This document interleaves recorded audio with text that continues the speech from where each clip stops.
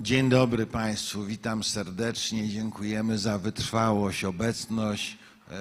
Mamy okazję pochwalić się naszymi salami wykładowymi, bo w tej części uczelni dzisiejsza druga tura konferencji. Ci, którzy nie znają naszej sali rycerskiej, gdzie wczoraj, przedwczoraj odbywały się, zapraszamy do zwiedzenia piętro niżej, a ta dyslokacja spowodowana jest praktycznymi względami ze względu na to, że za ścianą odbywają się także warsztaty prowadzone przez pana Michała Zaleskiego, prowadzone przez pana Nowaka, które bardziej adresowane są do studentów, mają z praktycznego punktu widzenia pokazać im z jednej strony całe instrumentarium technologii do organizacji wydarzeń, ale także do budowania własnego wizerunku, do networkingu, o czym wczoraj było mówione w koncepcji, w odniesieniu do koncepcji design thinking. Proszę Państwa, rozpoczynamy drugi dzień, który jest związany, powiedziałbym, troszkę z poszerzeniem albo uszczegółowieniem niektórych także podejmowanych tematów we wczorajszych panelach.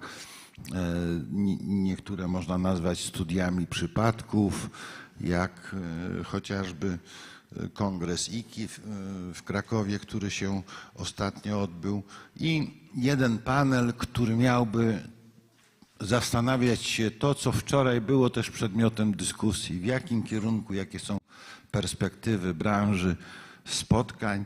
Myślę, że można by w podsumowaniu, do którego także przyjdą goście z drugiej sali, możemy próbować postawić kilka w zasadzie pytań lub tez dotyczących tego, jak ten sektor będzie się rozwijał, w jakim kierunku. Z różnych kuluarowych rozmów, czasem one są najbardziej efektywne, okazało się takie jakby podsumowania wczorajszych debat, że w wyniku wszystkich koncepcji zrównoważonego rozwoju, raportowania niematerialnego ESG, dla przedsiębiorców, dostawców zaczną rosnąć koszty. Wczoraj też w kuluarach podniesiono, rosną koszty płac, presja płacowa, no to musi mieć swoją konsekwencję, tak? Na wzrost ceny wydarzeń dla uczestników czy organizatorów. Czy to jest dobra perspektywa, czy też zła? Być może spróbujemy sobie tą tezę postawić.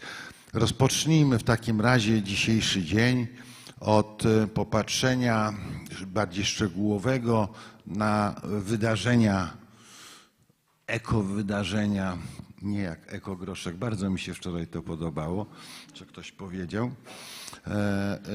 I pewnych porad, rekomendacji udzieli nam pan profesor Sandor Nemeti z Uniwersytetu w Debreczynie i Göteborgu. Witamy panie profesorze. Pan profesor będzie mówił w dowolnym dla państwa języku, jaki sobie wybierzecie, ale będzie to polski. Sandor, bardzo cię proszę. Może być szwedzki, włoski, węgierski.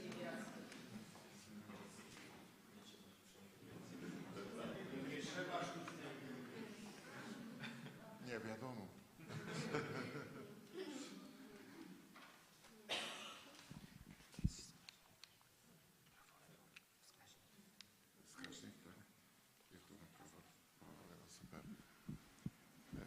Szanowni Państwo, witam serdecznie. Do mikrofonu, bo nam się to nagrywa. Szanowni Państwo, witam serdecznie. Dzisiaj wykład jest akurat bardzo dobrze dołączony do wczorajszej konferencji, dlatego że wydarzenie ekologiczne lub zrównoważone wydarzenie to jest ciekawy tytuł, dlatego że który nie jest ekologiczny, to nie jest zrównoważone i odwrotnie. Bo co to jest zrównoważone? Niektóry raz jest ogromny mieszanek między ekosystem, bo ekonomiści używają terminologii ekosystem na ekonomiczny system. Oryginalny ekosystem jest ekologiczny system. I takie problemy mamy jak określenie wpływów zdarzeń na środowisko. Które obszary mają kluczowe znaczenie dla zrównoważonego rozwoju środowiska? Zrównoważona lokalizacja. Co jest zrównoważona? Równoważona jest, który nie ma detrymentalny efekt na środowisko, na ekosystemy. Równoważony jest, jeżeli wykorzystamy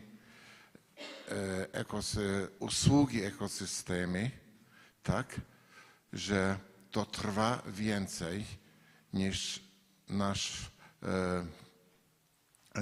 25 lat, albo 30, albo 50 lat aktywny period na Ziemi. Równoważona infrastruktura techniczna to też jest bardzo ważne, bo gdzie postawimy i jak techniczna infrastruktura. Jeden taki przykład jest na przykład jak słoneczne panele składają na teren rolniczy i dachy są puste, nie? To energia odnawialna, oszczędność energii, to też jest takie, że mówią ludzie, że emisja dwutlenku węgla to jest najważniejsze. Nieprawda. Bardzo ważne. Ale ludzkość ma chyba 2%, 3% w tym. Cały efekt na ekosystemy, jak idzie emisja, GHG, to jest dużo więcej i dużo więcej strata bioróżnorodności na przykład. I emisja dwutlenku węgla tylko jeden część, ale bardzo dobry biznes można robić na kwotach emisyjnych. To już jest zysk na krótkie etapy. Jeden wybuch wulkanowy na Mont Pinatubo 2000 roku niszczył cyrkum ekwatorialna temperatura z 1 stopnia. I historia Ziemi, jeżeli znają troszkę historyczną geologię, to są ekstynkcje dosyć dużo. Największa był 250 milionów lat temu na granicy Perm-Trias. Kwestia związana z transportem. No to też jest bardzo ciekawe, bo lokalizacja i transport do wydarzenia jest też kluczowy, czasu do czasu niepotrzebny nawet.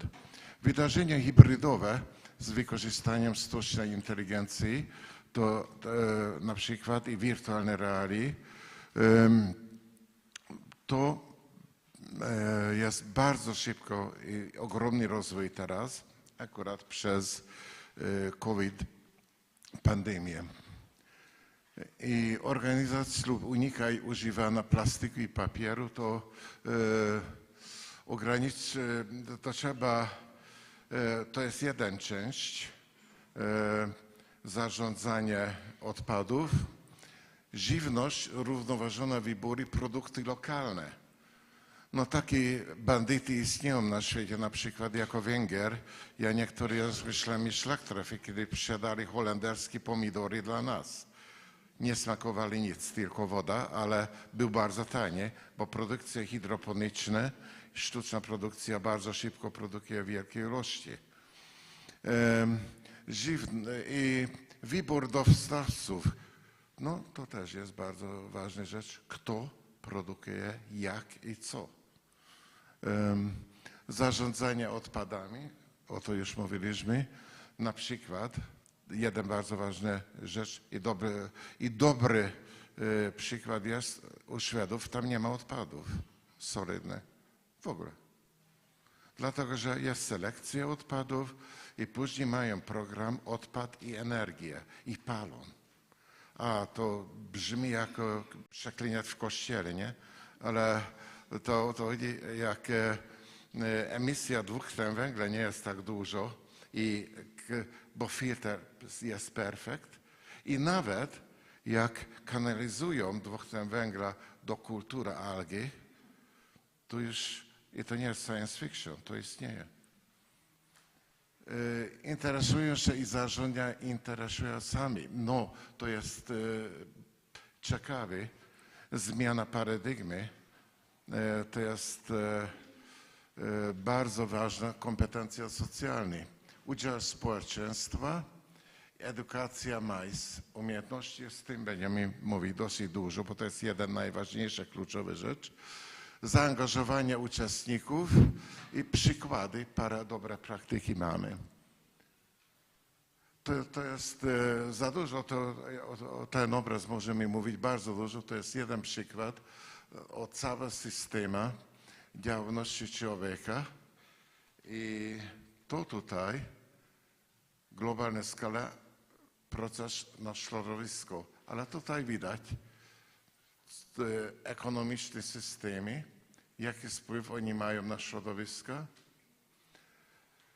Bardzo ważna jest wiedza, bardzo ważna jest populacja, struktura socjalna i to każdy jeden jest wpływ, fluks.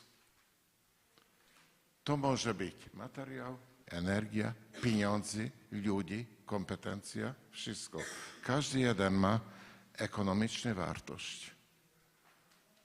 I to jest ciężkie innowacje i modernizacja dla turystyki napędzane przez miejskie MAIS.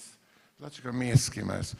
MAIS niektóre raz konferencje i wydarzenia mają już na wsi, na różnych cudownych środowiskach, ale do dnia dzisiejszego większość jest miejsce.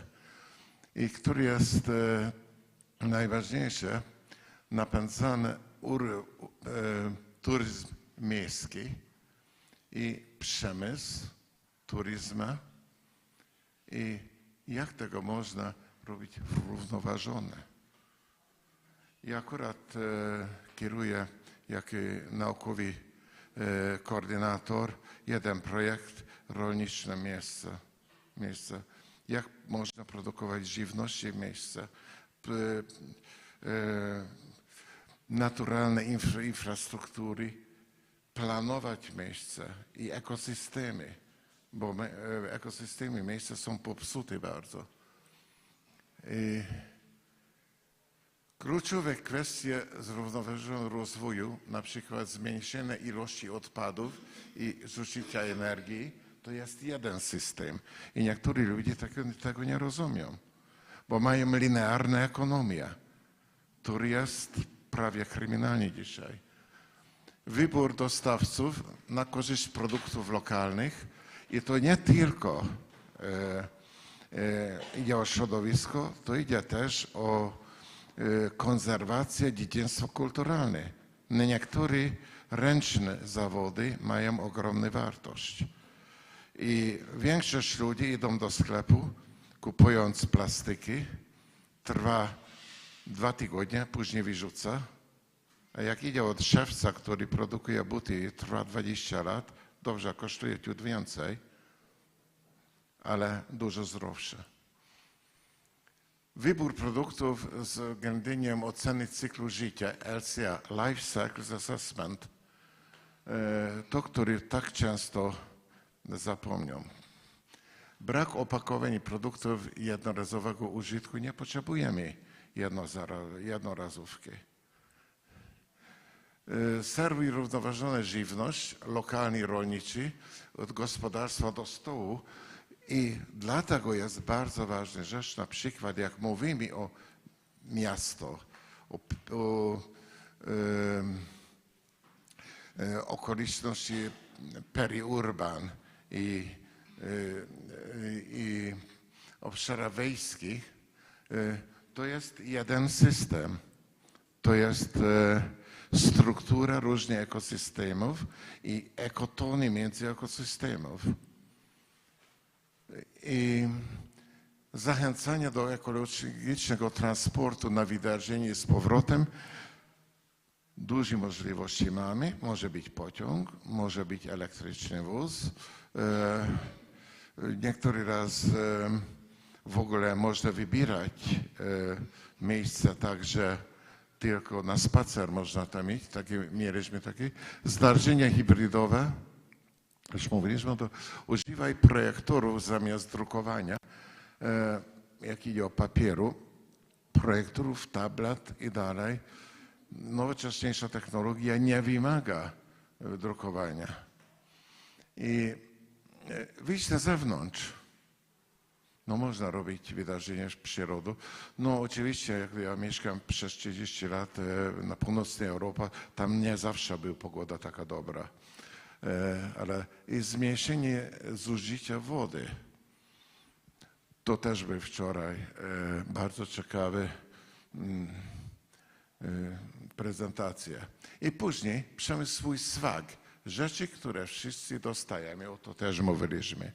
Swag, stuff which everybody get. To rzeczy, które wszyscy dostajemy, swag. Każdy wydaje się na sens, więc zdajemy sobie sprawę, że może to być trudne. Jednak najbardziej gadżetem nie jest gadżet materialny. Może być na przykład elektroniczny, może być mentalny, ale to bardzo dużo drobnych rzeczy, takie, swag drop, nie? Telekonferencje wszędzie, takie mamy. I jaka szczęśliwa jest ta dziewczynka. I za 2 dni wyrzuca wszystko, nie? Edukacja specjalistów MAIS, no to jest bardzo ważne. Dlatego, że oni są kluczowe persony. MAIS to jest jeden przykład rozwoju regionalnego. Dlatego, że trzeba mieć infrastrukturę, trzeba mieć usługi, trzeba mobilizować inne przemysły i usługi lokalne i regionalne. To jest cały system. To nie ten jeden wydarzenie, koniec. Specjaliści są profesjonaliści, którzy pomagają klientom w planowaniu, kontraktowaniu, organizowaniu i realizacji różnych wydarzeń. I aplikacja technologii informacyjno-komunikacyjnej dzisiaj jest dużo ważniejsza niż na przykład 10 lat temu.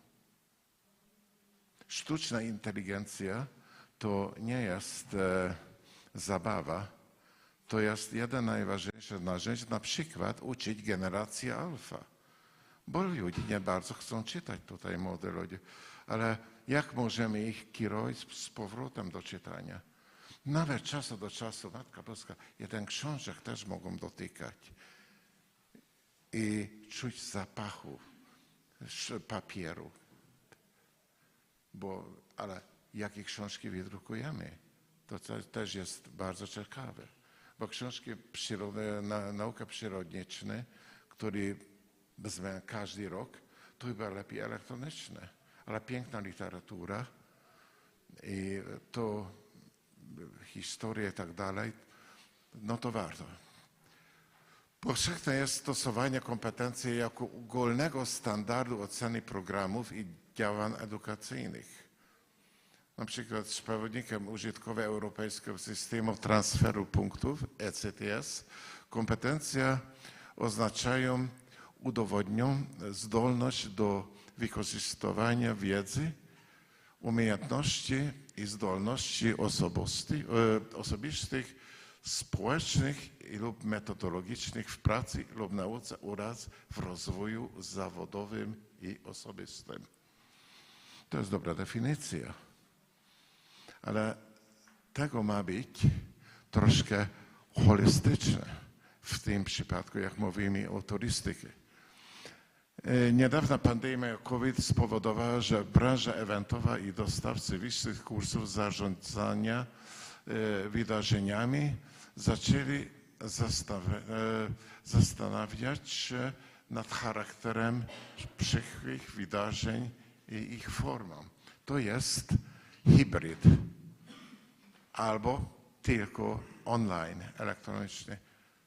Czas do czasu to jest dobrze. Na przykład my mieliśmy taki, gdzie moja żona pracuje, Rada Rozwoju Region Baratonu, że 24 godziny o jeziorach wydarzenia elektroniczne. Każdy jeden czas od Filipinów do północnych krajach wszędzie. I to też jest dobre. Ale to nie znaczy, że takie wydarzenie, co mamy dzisiaj, to jest niepotrzebne, bardzo potrzebne. Ale trzeba realizować kiedy i jak. Edukacja specjalistów dalej. Zapewnienie sprzedaży i obsługi klienta. To jest jeden bardzo ważna rzecz. Za dużo tu nie chcę mówić, tylko że jest takie, że przygotowanie propozycji ofert oraz koordynacja z zespołami produktów sprzedaży i doradzanie klientom w zakresie odpowiednich produktów i usług w oparciu o ich wymagania. Później operacja, rezerwacja i wsparcie rezerwacji. To jest bardzo ważna kompetencja. A gdzie tutaj jest rozwój równoważonego? Jest w środku koordynowanie wniosków i rezerwacja z zespołem operacyjnym dla różnych usług. Co wybieramy? Ogólnie zadania administracyjne. To też jest, bo muszą komunikować z różnymi kulturami. Organizowaliśmy taką konferencję, gdzie było 20 narodowości od każdego kroku świata. I trzeba rozumieć. Pomysł rezerwacji usług specjalnych, takich jak transport i zakwaterowanie. Specjalne wymagi. Ciągłe dążenie do ulepszenia swojego środowiska pracy samego siebie. To jest dla specjalistów MICE. Przyczynianie się do ulepszenia produktów i usług MICE poprzez przekazywanie informacji zwrotnych i komentarzy klientów do działu produktów. Uczestniczenie w regularnych szkoleniach, aby być na bieżąco z wiedzą i produktach i procedurach. Dzielenie się informacjami i spostrzeżeniami ze współpracownikami w celu informowania ich na bieżąco. I to jest struktura komunikacyjna. I jest jeden bardzo ważna rzecz. Pokonywanie wyzwań, barier na drodze do zrównoważonego rozwoju. Tutaj na przykład organizacyjny budżet i zasoby. Jakie zasoby mamy? Tutaj jest bardzo ważna kwestia rozwoju równoważonego.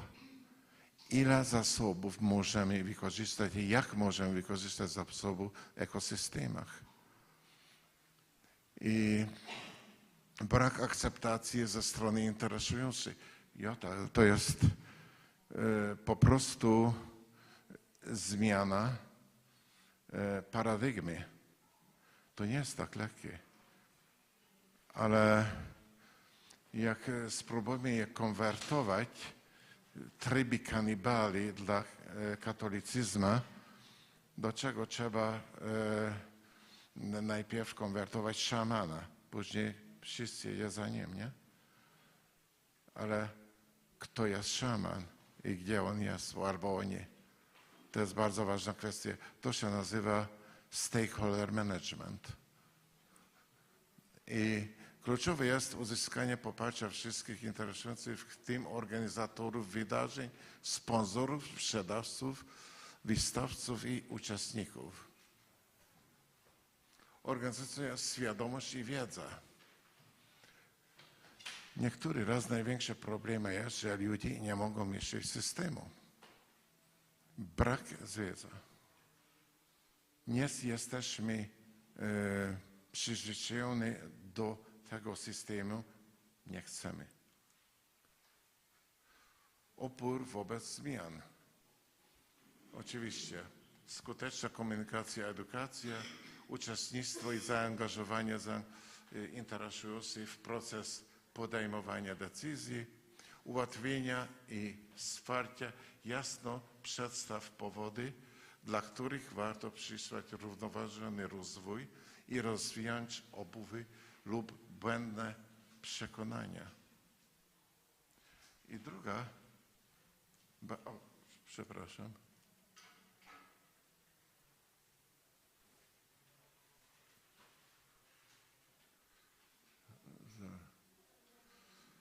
I to jest druga, manipulacja i współpraca, pokazania, w jaki sposób zrównoważony rozwój może być zgodny z ich wartościami i pomóc w osiągnięciu wspólnych celów. To jest tak, że ja jestem misjonariuszem i jak nie znam kultury kanibalów, kanibali mi jedzą, nie?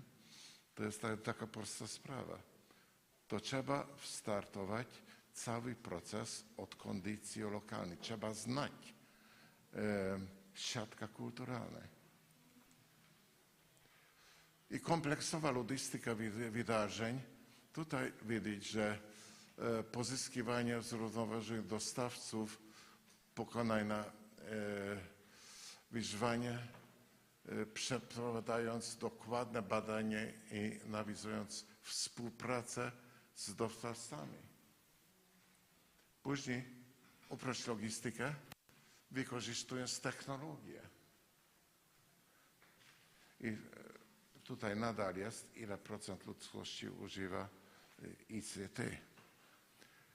Później złożone zadanie na możliwe do wykonania etapy i przydział dedykowanych członków zespołu do nadzorowania inicjatyw i związając z zrównoważonym rozwojem. I brak danych i pomiarów. Niektóry raz dane są niedobre, bo są ankiety, robią takie socjologiczne rzeczy, które nie można mierzyć egzaktnie, co my mamy. Ja niestety jestem biologiem i geologiem i nauka przyrodnicza mamy danie egzakt. Jak mówią, no, jak pan myśli o tego? Jest ważne? Dla niego nie jest ważne, bo nie wie, co to jest. Dlatego bardzo ważna jest edukacja nieformalna też. Tak mamy na przykład nowe inicjatywy kursy MOOC,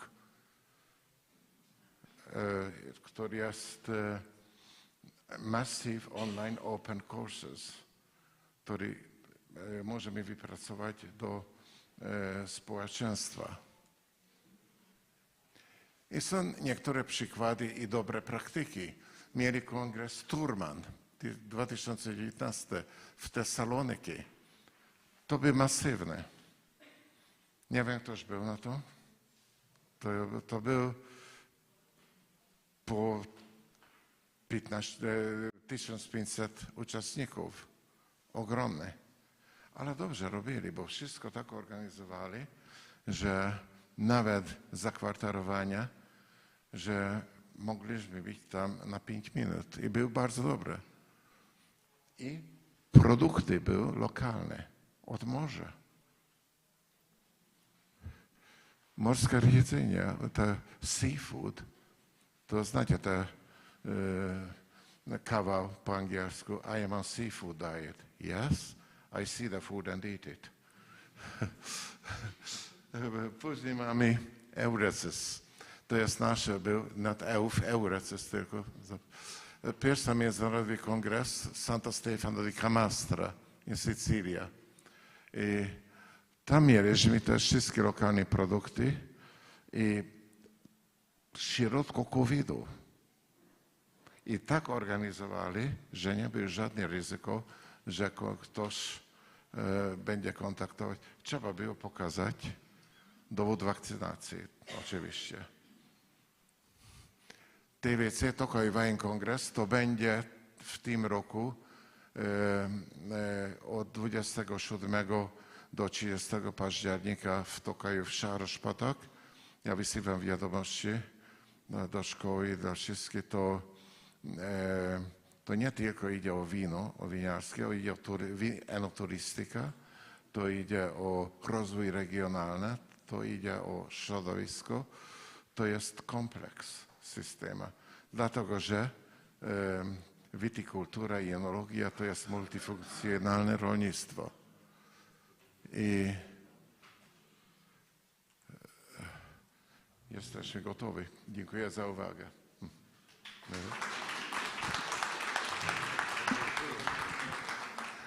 Bardzo dziękuję, panie profesorze.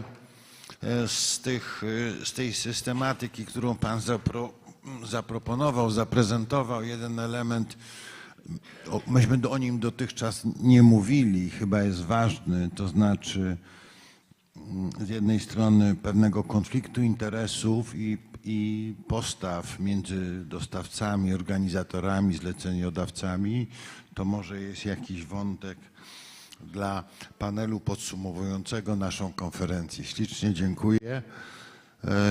Proszę Państwa, wczoraj w drugim panelu pojawił się wątek legacy, a więc tego, co wydarzenia, ich współtwórcy mogą, chcą i w jaki sposób dla tego otoczenia. Bardzo chciałem poprosić panią doktor Natalię Latuszę z Uniwersytetu Ekonomicznego w Poznaniu o przybliżenie nam tych dwóch jakby przeciwstawnych rzeczy. Czy one są przeciwstawne, tego nie wiemy na razie, a więc impaktu kontra legacy. Bardzo proszę, dziękuję bardzo.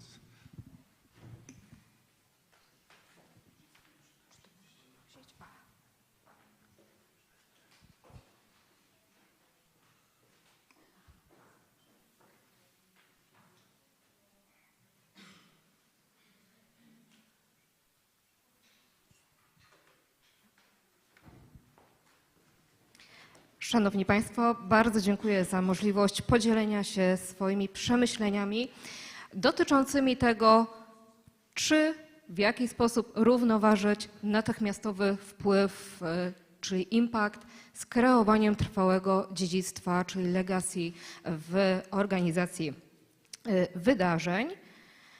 I swoją prezentację podzieliłam na 3 części związaną z 3 pytaniami, które sobie postawiłam. Po pierwsze, jak rozdzielić, czy to jeszcze impact, czy już legacy, czyli jak rozróżnić te 2 pojęcia i czy rzeczywiście da się to zrobić. Po drugie, jakie są wymiary legacy, czyli pod jakim kątem analizować ten problem, jak się z nim zmierzyć. I trzeci punkt to kilka przykładów, jak na świecie podchodzi się do legacy, co inne miasta, inne regiony DMO w tym zakresie już robią i oczywiście krótkie podsumowanie w postaci wniosków. I na początek, czy to jeszcze impact, czy już legacy? Jak sobie te 2 pojęcia zdefiniować, czym one się różnią i o ile geneza samego terminu legacy jest dość prosta, jest dość oczywista, czyli wywodzi się od wpływu Igrzysk Olimpijskich i traktowania infrastruktury, która powstaje w związku z tymi wydarzeniami w lokalizacji goszczącej, o tyle, jeżeli się przyjrzymy potem poszczególnym definicjom, różnym podejściom i ze strony teoretyków, naukowców i z przedsiębiorstw czy organizacji branżowych, to jednak tutaj te podejścia są różne. I pokazuję Państwu definicję Preussa jako jedną z takich podstawowych, jeśli chodzi o środowisko naukowe i odnoszące się co prawda do wydarzeń sportowych, ale myślę, że również do innych typów wydarzeń można ją przenieść. I tutaj autor traktuje legacy jako wszystko to w różnym wymiarze, co zostaje stworzone dla wydarzenia poprzez jego organizację i co oczywiście trwa dłużej niż samo wydarzenie. W podobnym duchu tworzona jest definicja OECD, która wskazuje, że z jednej strony są to efekty planowane, nieplanowane, ale które powstają nie tylko w związku z samą organizacją danego wydarzenia, ale już na etapie jego pozyskiwania. I dodatkowo dochodzi nam definicja ICA, która pokazuje, że legacy jest czymś, co oczywiście tworzy się przez dłuższy okres czasu i co można traktować jako pewną pozostałość, pewien dar, który organizacja danego wydarzenia, dane wydarzenie pozostawia po sobie dla lokalnej społeczności. Jednak gdy przyjrzymy się temu, jak do tego tematu podchodzą DMO, czyli tutaj przykład Kopenhagi, to już traktują, że legacy to jest tylko ten pozytywny wpływ, który dodatkowo wcześniej został zaplanowany i który traktujemy jako pewną odpowiedź na zgłaszane potrzeby w danej społeczności, która równocześnie powinna być zbieżna z celami organizatora, z celami stowarzyszenia oraz lokalnych podmiotów. I na koniec podejście prezentowane przez podmiot reprezentujący Wielką Brytanię, który jest z kolei zbieżny z tym, co o legacy mówi ICA, ale który traktuje legacy jako pojęcie węższe do impaktu. Czyli legacy to jest to, co tworzymy, co jest zaplanowane, co ma pozostać, a to dopiero w dalszej konsekwencji może generować większy wpływ czy większe znaczenie dla tego regionu poprzez to, że tworzy jakąś wartość dodaną. I ja próbując sama sobie uporządkować, jak ja rozumiem impact i legacy, doszłam do wniosku, że impact, wpływ, to jest dla mnie ogół wszelkich krótko- i długookresowych konsekwencji wynikających właśnie już z procesu pozyskiwania wydarzenia oraz jego organizacji. I na impact możemy patrzeć z perspektywy jednego określonego wydarzenia, ale także całości wydarzeń, które są organizowane w danym regionie. Natomiast legacy to tylko długofalowe konsekwencje tego wydarzenia, ale wywołujące jakąś określoną zmianę, czy w społeczności, czy w sposobie gospodarowania, czy jeszcze w innych aspektach. I w związku z tym ono powinno być raczej analizowane z perspektywy konkretnego wydarzenia i tego, co ono po sobie w danej lokalizacji pozostawi. Natomiast jeżeli zestawimy ze sobą te dwa pojęcia, to raczej jestem skłonna do tego, żeby impact traktować jako ten krótkookresowy wpływ, najbardziej namacalny, związany z danym wydarzeniem, a legacy jako to, co pozostaje często na wiele, wiele lat po danym wydarzeniu. Przechodząc dalej do drugiej części mojego wystąpienia, jeśli chodzi o wymiary legacy, to tutaj również Prowse zaproponował sześcian, kostkę legacy, możemy sobie tutaj dowolnie tłumaczyć, dzieląc konsekwencje związane z wydarzeniem na trzy wymiary: planowane, nieplanowane, pozytywne, negatywne. Możemy jeszcze czasem dodać neutralne oraz mierzalne, materialne i niematerialne. Z czego należy pamiętać o tym, że jeśli chodzi o badania, o raporty, to, co najczęściej jest przedmiotem analiz, to jest to, co zostało zaplanowane, jest pozytywne i dodatkowo jest materialne, bo nie ukrywajmy, to po prostu najłatwiej jest zmierzyć, pomijając niestety wszystkie te pozostałe pola sześcianu. Kolejny wymiar – czas. Czyli nie tylko gdy już wiadomo, że dane miasto, dana lokalizacja zostanie organizatorem danego wydarzenia i tu możemy zacząć myśleć o legacy, tylko już na etapie przygotowań i pozyskiwania wydarzenia. Ponieważ myślę, że to wszystkie osoby, które uczestniczyły w tworzeniu oferty, w całym procesie, wiedzą, że w związku z nim, nawet jeżeli to wydarzenie ostatecznie nie trafi do danej lokalizacji, przynosi nową wiedzę. Tak, jak to robić, z kim współpracować, tworzą się relacje, wiadomo, na kim można polegać nawet w regionie, albo tworzymy świadomość wśród organizatorów wydarzeń, że tak, jesteśmy tutaj na przykład na mapie Europy, dysponujemy takimi zasobami i nawet jeżeli teraz tego wydarzenia nie udało się pozyskać, to zaistnieliśmy w świadomości i być może w kolejnej edycji albo zbliżone wydarzenie prędzej czy później potem do nas trafi. I jeśli mówimy jeszcze tutaj o dodatkowym zakresie, oczywiście możemy to analizować przestrzennie na poziomie danego miasta, regionu oraz skali całego kraju, bądź zakresu ograniczając się do konkretnego wydarzenia, do całego sektora majsowego i całości gospodarki i wpływu tego społeczno-gospodarczego. I teraz tak po tych po części powiedzmy bardzo teoretycznej wrzucam Państwu zdjęcie góry lodowej. Czy ktoś ma może pomysł, skąd taki zabieg i dlaczego?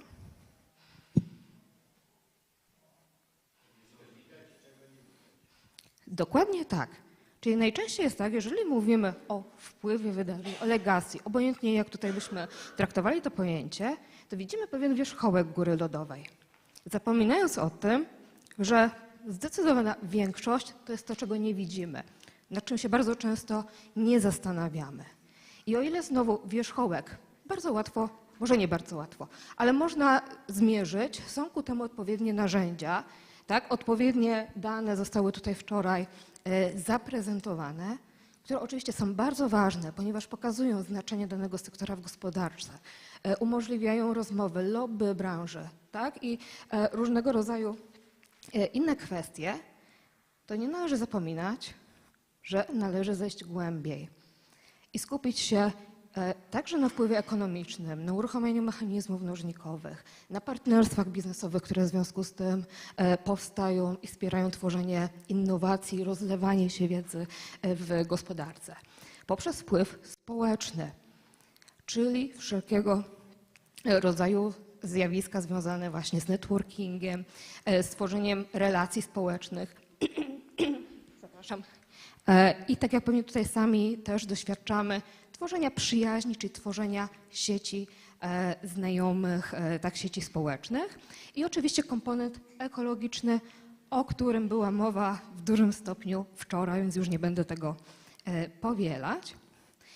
I dodatkowo jeszcze jedna perspektywa. Musimy pamiętać o tym, że uczestnik, który przyjeżdża na kongres, ma własne cele, które poprzez udział w wydarzeniu chce zrealizować.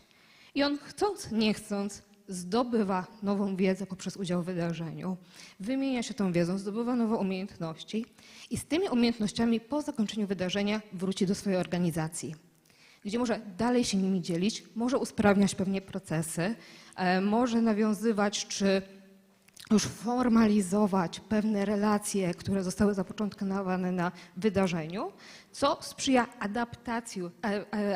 aplikacji tej nowej wiedzy w przedsiębiorstwie i rozszerzaniu jej się na cały sektor i potem docelowo gospodarkę, sprzyjając tworzeniu gospodarki opartej na wiedzy. Dochodzimy także do transformacji sieci społecznych, czyli budowania zaufania, tworzenia relacji, ale także na tym typowo społecznym poziomie, czyli zawierania przyjaźni.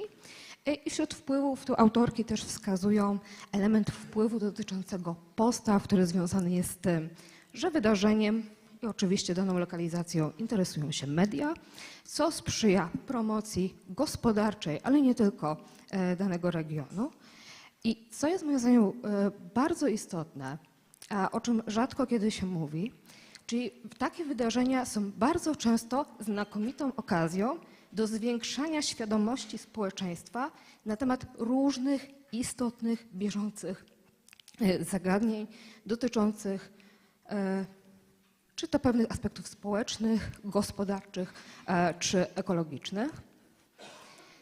I przechodząc do ostatniej części mojego wystąpienia, czy już pewnych przykładów, jak do legacji można podchodzić na świecie. Pierwszym przykładem jest Glasgow Convention Bureau, które na swojej stronie internetowej podaje konkretne przykłady różnych działań, różnych aktywności w ramach legacji, które zostały już zrealizowane lub które można podjąć przy okazji kolejnych kongresów. Wśród takich pomysłów, propozycji, które już były realizowane, bardzo podoba mi się pomysł tak zwanych kawiarnianych konferencji, zgodny z założeniem, żeby wychodzić z wydarzeniem na miasto. W tym sensie, że nie ogranicza się już tylko do murów venue danego obiektu kongresowego, targowego, tylko przenieść przynajmniej część programu wydarzenia do przestrzeni publicznej.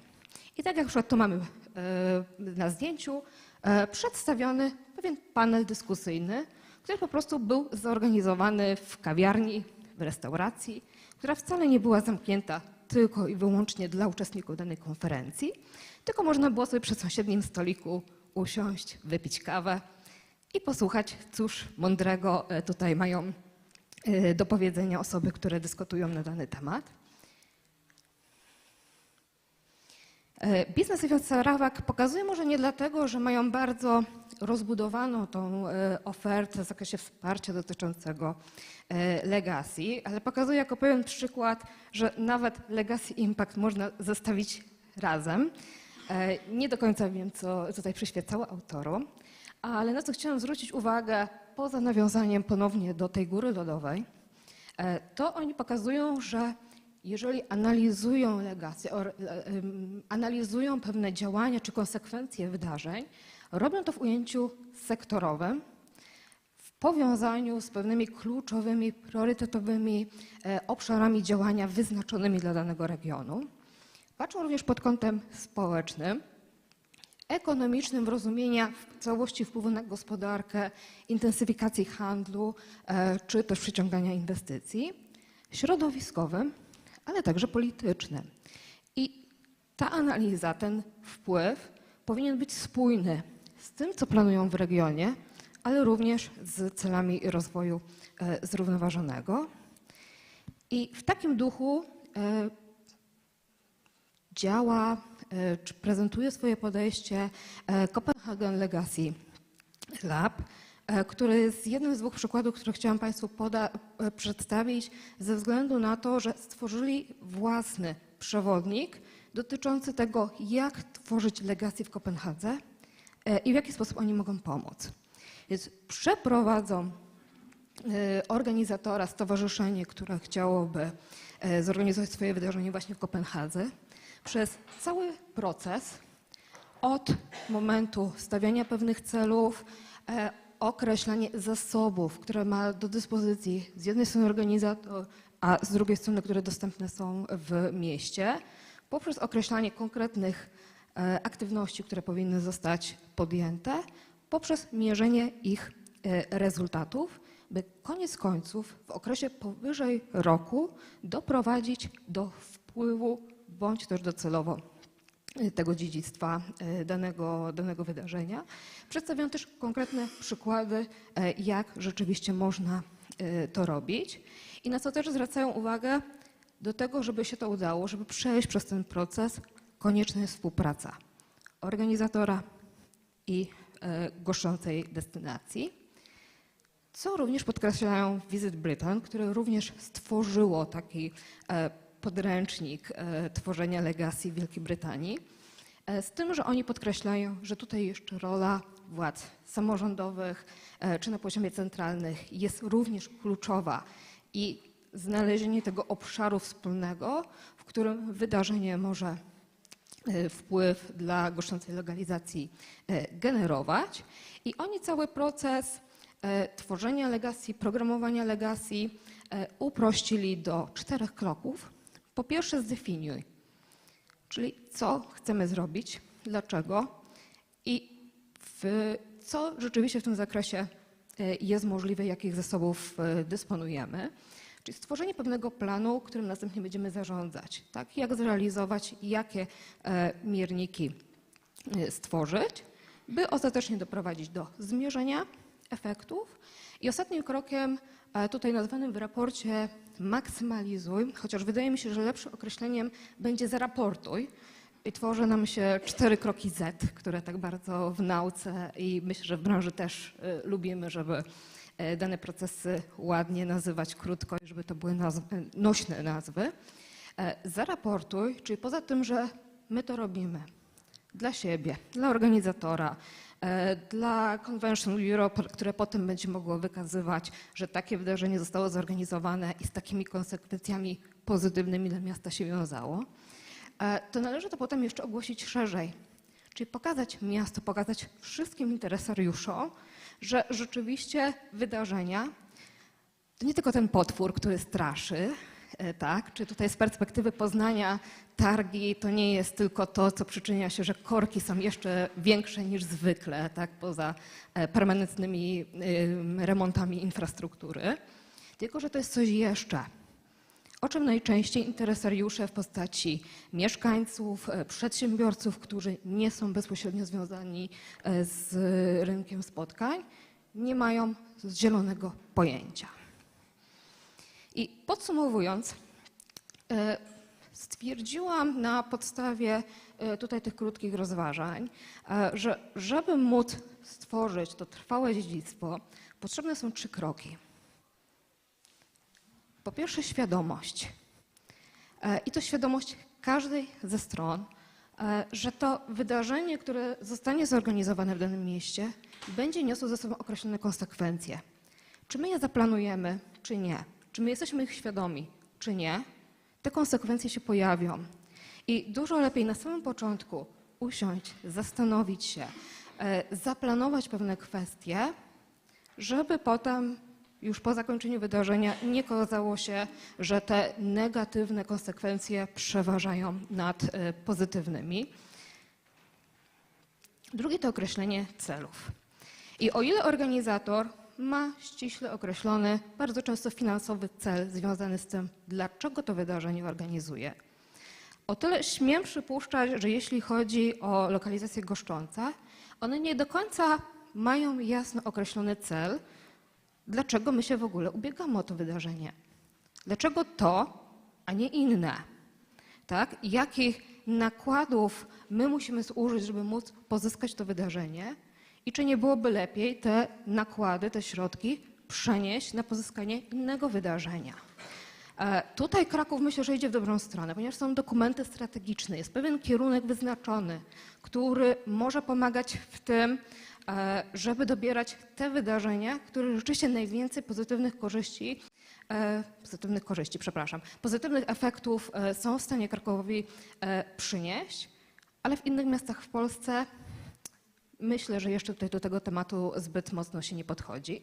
I z drugiej strony, też wracając do stowarzyszenia, do organizatora, mamy swoje własne cele, ale jaki jest nasz cel obecności w danej lokalizacji? Co my chcemy dać od siebie, co my chcemy po sobie pozostawić, co oczywiście poza konkretnym wynikiem finansowym może się przełożyć na poprawę wizerunku czy inne mniej materialne elementy. I po trzecie, być może trywialne, ale współpraca. Ponieważ tak jak wydarzenia nie da się zorganizować, właściwie zwłaszcza dużego wydarzenia, nie da rady zorganizować jeden podmiot, tak samo zaplanować tego dziedzictwa, zmierzyć, zaangażować do udziału wszystkich interesariuszy, którzy albo są istotni z perspektywy wpływu tego wydarzenia, oddziałują silnie na wpływ wydarzenia, albo wydarzenie będzie silnie na nich oddziaływało, nie jest możliwe stworzenie tego trwałego dziedzictwa i maksymalizacji pozytywnych procesów. I z mojej strony to wszystko. Bardzo dziękuję za uwagę.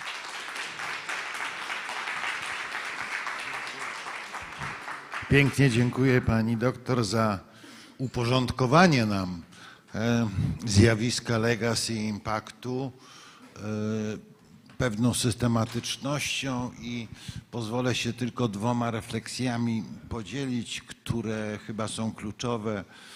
Przypomnienie tej Kopenhagi, ich działań, powiedziałbym chyba instytucji czy miasta DMO w Kopenhadze, które złamało konwenansę już, o ile pamiętam, w 2016 roku, opracowując strategię swojego rozwoju w zakresie turystyki, która łamała wszystko, co było możliwe i mając ten tytuł Koniec turystyki, jaką znamy.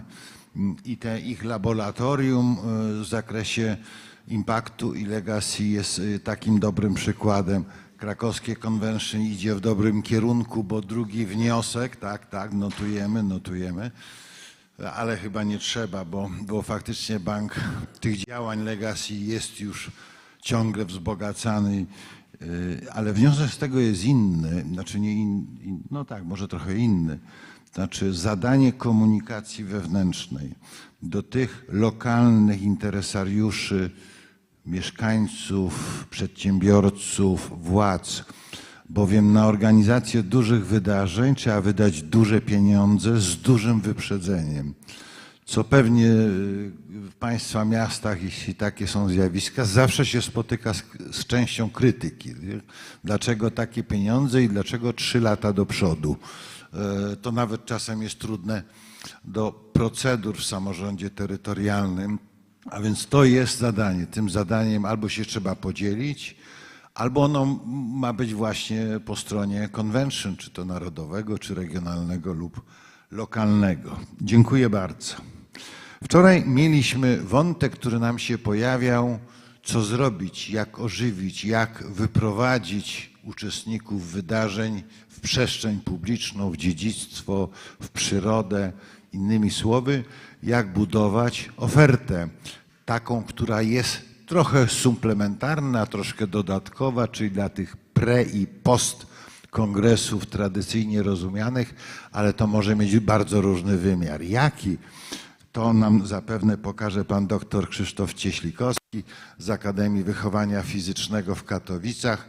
City Break w ofercie dla podróżujących służbowo. Bardzo proszę. Panie profesorze, dziękuję za zaproszenie. Dziękuję, że mogę tutaj z Państwem być. Zaraz będziemy mieli prezentację, więc pewnie rozpocznę. Ja tylko tytułem nawiązania do dyskusji, jaka już się wywiązuje, uzupełnienie oferty, wszystko co duże z wydarzeniami, dużymi wydarzeniami, duże obiekty i duże pieniądze uruchamiane. W związku z tym miasto Katowice w 2015 roku, o ile dobrze pamiętam, uruchomiło jako pierwsze budżet na promocję miasta z wykorzystaniem wydarzeń. I wtedy to było 50 milionów. Kwota jednoznacznie przeznaczona na 4 lata do przodu. I ku zdziwieniu wszystkich, tutaj profesor wspomniał o tym, że budzi to duże emocje, zdecydowanie tak. Natomiast rzeczywiście wszyscy się obawiali tego, co teraz było powiedziane, czyli że będzie opór z uruchomieniem środków, które same w sobie wyglądają na stosunkowo duże, jak na budżet promocyjny miast, jeszcze tylko przez wydarzenia promowany na swoim terenie. No i okazało się, byłem na Radzie Miasta, wtedy takim supportem dla Wydziału Promocji po kilku raportach o turystyce biznesowej, że radni wręcz przeciwnie zareagowali, czyli dopytywali o to, dlaczego taka mała kwota przy tak dużej inwestycji w Centrum Kongresowe. Skoro Centrum Kongresowe kosztowało ponad 300 milionów, to czemu my tylko na 5 lat przeznaczamy na promocję i przyciąganie wydarzeń 50? Także to było takie duże zaskoczenie, gdzie wszyscy wręcz przeciwnie oczekiwali reakcji. Także tyle tytułem nawiązania.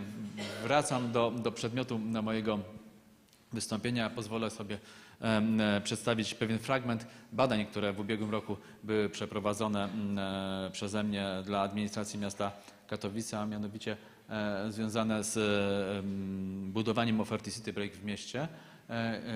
I tutaj fragment z tych badań pozwoliłem sobie wyciąć i nawiązać do tego, co szczególnie jest mi bliskie, czyli do podróżujących służbowo, a dokładnie turystyki biznesowej podróżujących służbowo na spotkania grupowe.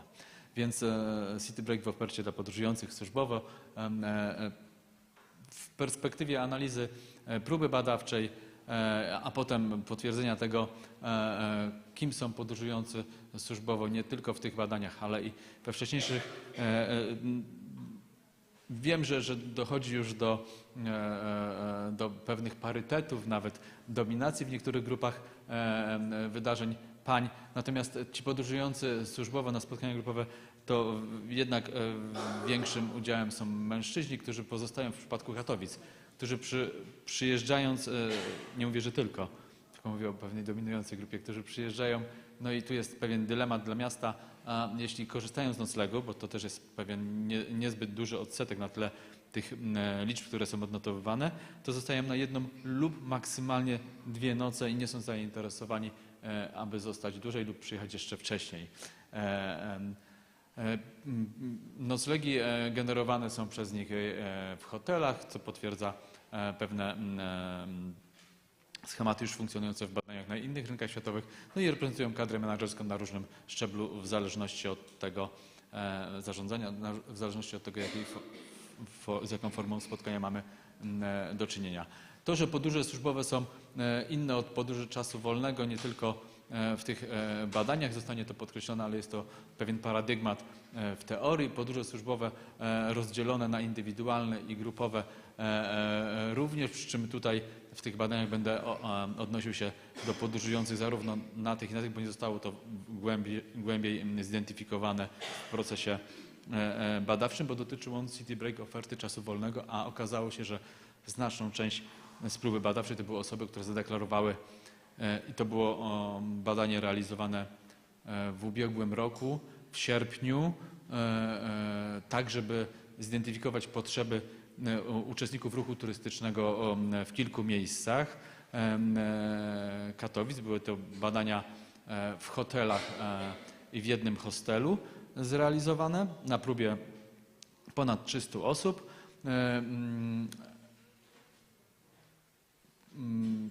które miały posłużyć identyfikacji potrzeb podróżujących osób w czasie wolnym. I okazało się, że te osoby podróżujące w czasie wolnym w Katowicach przebywają także i służbowo, a zgłaszają potrzeby czasu wolnego. Stąd mój pomysł, żeby przedstawić pewien fragment z tych badań na tym spotkaniu poświęconym turystyce biznesowej. Więc City Break, oferta dla podróżujących w czasie wolnym, którzy zazwyczaj, jak opisywane jest to w różnych badaniach, spędzają 2 do 3 dni i są to weekendy. Zdecydowanie City Break staje się produktem turystycznym głównie miast, łatwo dostępnych komunikacyjnie różnymi środkami transportu. Ten czas wolny określany jest w opracowaniach temu poświęconych jako czas dla przyjemności, relaksu, odpoczynku, czas poza wszelką aktywnością zawodową, a także czas po pracy w danym dniu, gdy ktoś podróżujący się tam pojawił. I ten element mnie szczególnie zainteresował i tutaj pozwoliłem sobie wyciągnąć pewne wnioski, zakładając filtry na uzyskane wyniki badawcze. Turystyka czasu wolnego jako pewna forma turystyki realizowana może być zarówno przez odwiedzających w celach służbowych, jak i turystów wypoczynkowych. To była pewna teza, ale poparta już pojawiającymi się podobnymi spostrzeżeniami w innych opracowaniach. Uczestnicy turystyki czasu wolnego zaspokajając różne potrzeby w miejscowości docelowej finansują zaspokajanie swoich potrzeb głównie ze środków własnych i to się nie zmienia. Czyli podróże służbowe na spotkania grupowe lub na indywidualne finansowane z funduszy instytucji delegującej, ale gdy ten podróżujący jest po pracy i uruchamia swoje aktywności, wyciąga swoje środki z Funduszu Swobodnej Decyzji i realizuje swoje potrzeby. A proces przygotowania oferty dla uczestników turystyki czasu wolnego, tutaj przeze mnie szczególnie czasu po pracy, na poziomie zarządzania miastem jako destynacją turystyczną, a także proces zaspokojenia potrzeb tych uczestników wymaga rozpoznania kluczowych w mieście podmiotów podaży, czyli tutaj atrakcji, które mogą stanowić uzupełnienie oferty podróżującego służbowo, czyli nie tylko konferencja, nie kongres, seminarium, na które przyjechał, spotkanie służbowe dedykowane jako główny motyw, czy zidentyfikowane jako główny motyw podróży, ale też coś, co spowoduje, że wyjdzie poza. Na próbie 328 osób, 128 z nich zadeklarowało, że głównym celem ich przyjazdu był przyjazd służbowy. I to był rozkład próby badawczej z tym filtrem, podróżujący służbowo. I tutaj Państwo widzicie potwierdzającą się teorię w praktyce badań, czyli zdominowali nieco, ale jednak mężczyźni, którzy okazało się nie byli pierwszy raz w mieście Katowice w tym sierpniu. To już były ich kolejne wizyty w ciągu 12 miesięcy, czyli podróżujący służbowo bywają po kilka razy w tym samym mieście. Z próby badawczej zdominowały osoby, czy nieco zdominowały, te, które były z 2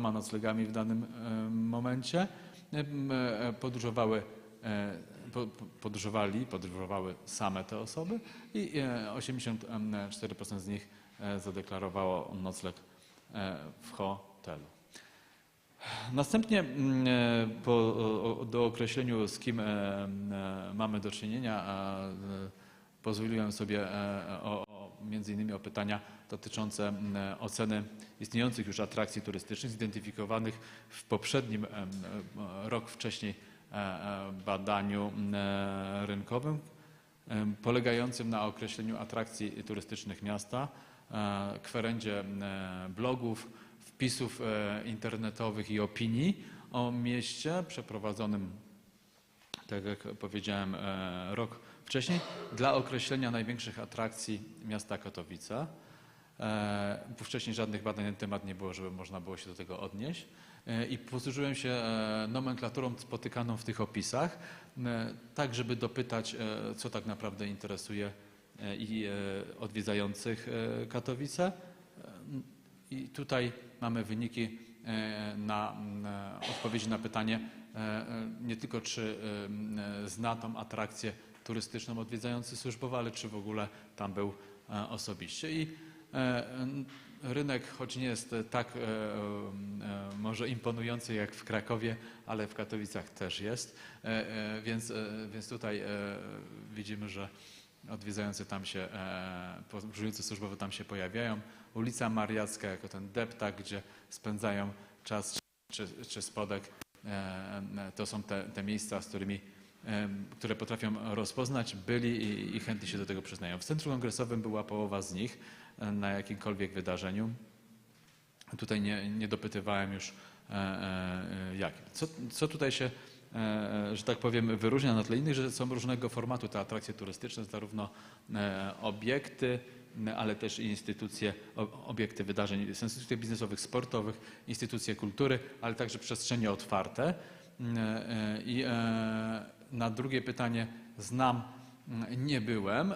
Tutaj mamy kolejną próbę i wreszcie nie znam i tutaj też się pojawiają wskazania.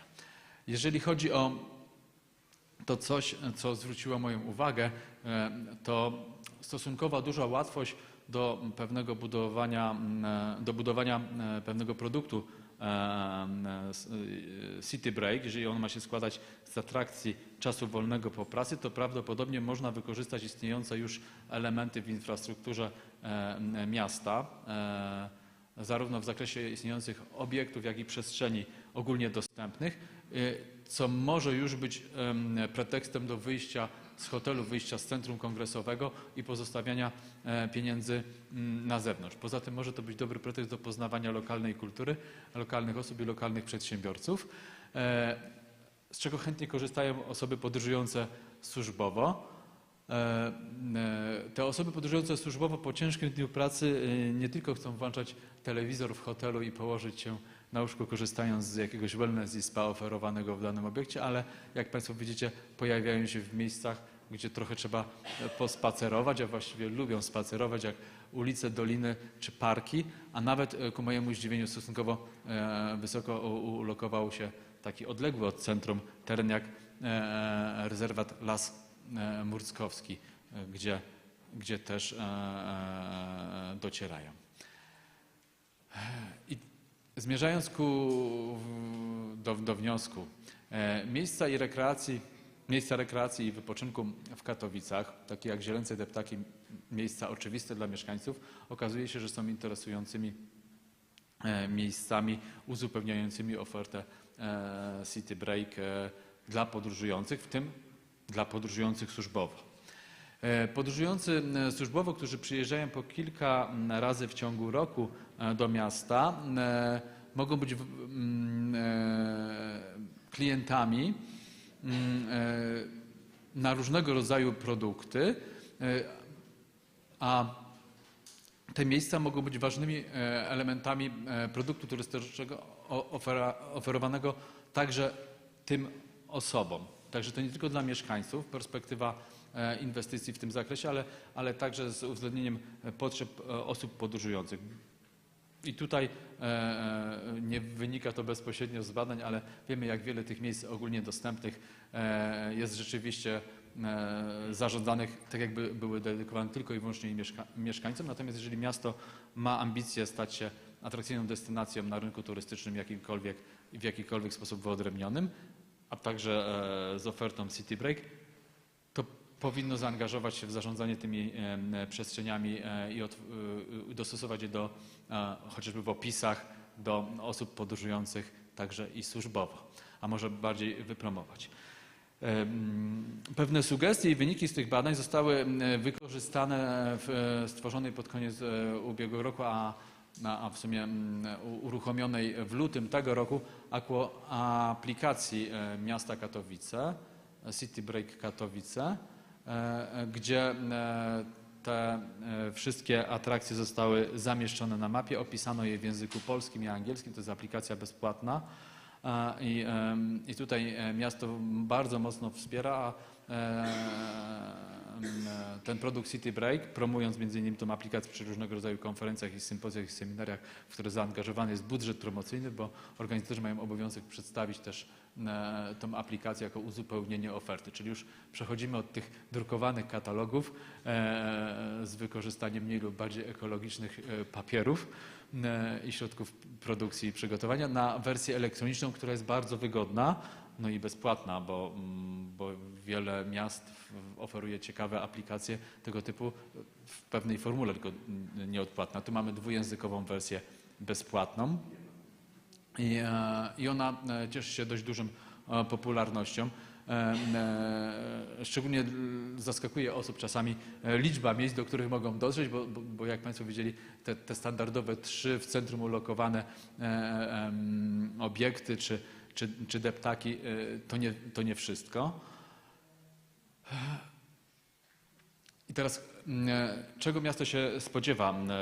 Po pewnym czasie pewnie wróci do pomysłu jakichś ponownych badań na tym tle, a mianowicie wydłużenia pobytów. Czyli w przypadku turystyki biznesowej te pobyty miasto z uwagi na swoją, no na tle innych miast wojewódzkich, jedną z najlepszych, jeśli nie najlepszą parametrami różnymi miernymi dostępność komunikacyjną, generuje pobyty krótkie. Ludzie szybko przyjeżdżają i szybko wyjeżdżają, niezainteresowani pobytem. Miejmy nadzieję, że to jest główny powód, choć nie do końca zostało to potwierdzone. Być może niespopularyzowane te atrakcje, więc spopularyzowanie atrakcji czasu wolnego może wydłuży pobyt.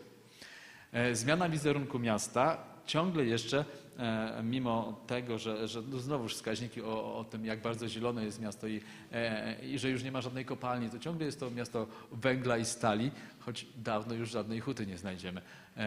A kopalni już zamieniono w ciekawe atrakcje spędzenia czasu wolnego czy organizowania spotkań biznesowych. Aktywizacja lokalnych przedsiębiorstw na rzecz rozwoju oferty czasu wolnego. Tutaj przedsiębiorcy powoli dostrzegają coraz większe korzyści z odwiedzających miasto Katowice. Owszem, czas COVID-u tutaj dał się mocno we znaki, a mianowicie stracili zaufanie do różnego rodzaju instytucji, które mówiły im: rozwijaj się na rynku turystycznym, będziesz zarabiał więcej. I okazuje się, że jeśli ktoś miał ofertę w tym kierunku zorientowaną, to nie dostawał żadnego wsparcia, a przetrwali ci, co mieli bazy mieszkańców jako klientów, którzy ich tam w jakikolwiek sposób wspomagali. Tu jest duża rotacja, no i teraz odbudowywanie tego zaufania. Wzrost wydatków osób podróżujących służbowo w mieście. Wydatki są mierzone przy okazji badań rynku turystyki biznesowej i widać pewien ruch w górę. Może zmieni się delikatnie struktura i jeszcze większe środki będą wydawane na usługi i produkty przed i po konferencji. Tam jest w tej strukturze to zawsze w raporcie wyeksponowane. No i ponowne wizyty w Katowicach. Widzieliśmy pewien odsetek odwiedzających, którzy byli po kilka razy w Katowicach, ale jest jeszcze pewien odsetek, który dopiero był pierwszy raz albo jest raz w ciągu roku, a miasto walczy o powroty. I to są takie, podsumowując, wyniki tych wstępnych badań, bo to pierwsze tego typu. Pewne doświadczenie i wnioski, które się nasuwają, wymagają dalszych, pogłębionych badań i analiz, a mając przyjemność do Państwa mówić, chciałbym zasygnalizować, że w tym kierunku też miasto, nie tylko Katowice, ale inne też może się rozwijać. Dziękuję bardzo.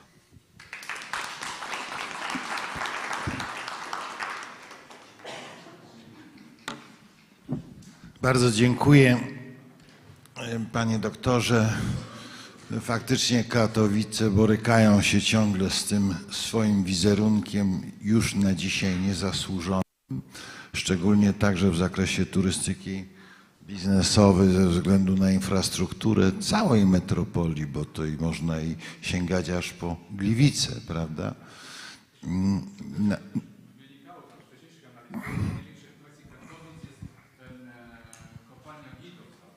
No to świetnie, to my w Krakowie mamy największą atrakcję, która się nazywa Energylandia i bardzo... Jeden jakby taki strategiczny myśl mi się przewinęła. Może pani Małgorzata na podstawie, zaraz będzie nam opisywała aspekt społeczny Kongresu IKA w Krakowie, ale takie jakby strategiczne odpowiedź na pytanie, które mnie nurtuje, ale to z braku wiedzy. Na ile wśród uczestników kongresów, konferencji tury po albo tury przed są skuteczne w komercjalizacji? To znaczy, na ile uczestnik kupi tą posturę już w pakiecie, który przez organizatora jest prezentowany. Bo nie mówimy o sytuacji, że wyjdzie z nudnej konferencji i pójdzie sobie gdzieś tam na kawę albo coś zwiedzić, tak? Daleko czy blisko. O ile pamiętam, Małgosiu, zaraz nam to pani może powie, jeśli jest to w pani pamięci. Wydaje mi się, że przy kongresie IKA jakaś jedna proponowana podróż poza nawet Kraków chyba cieszyła się dużym sukcesem, a reszta nie.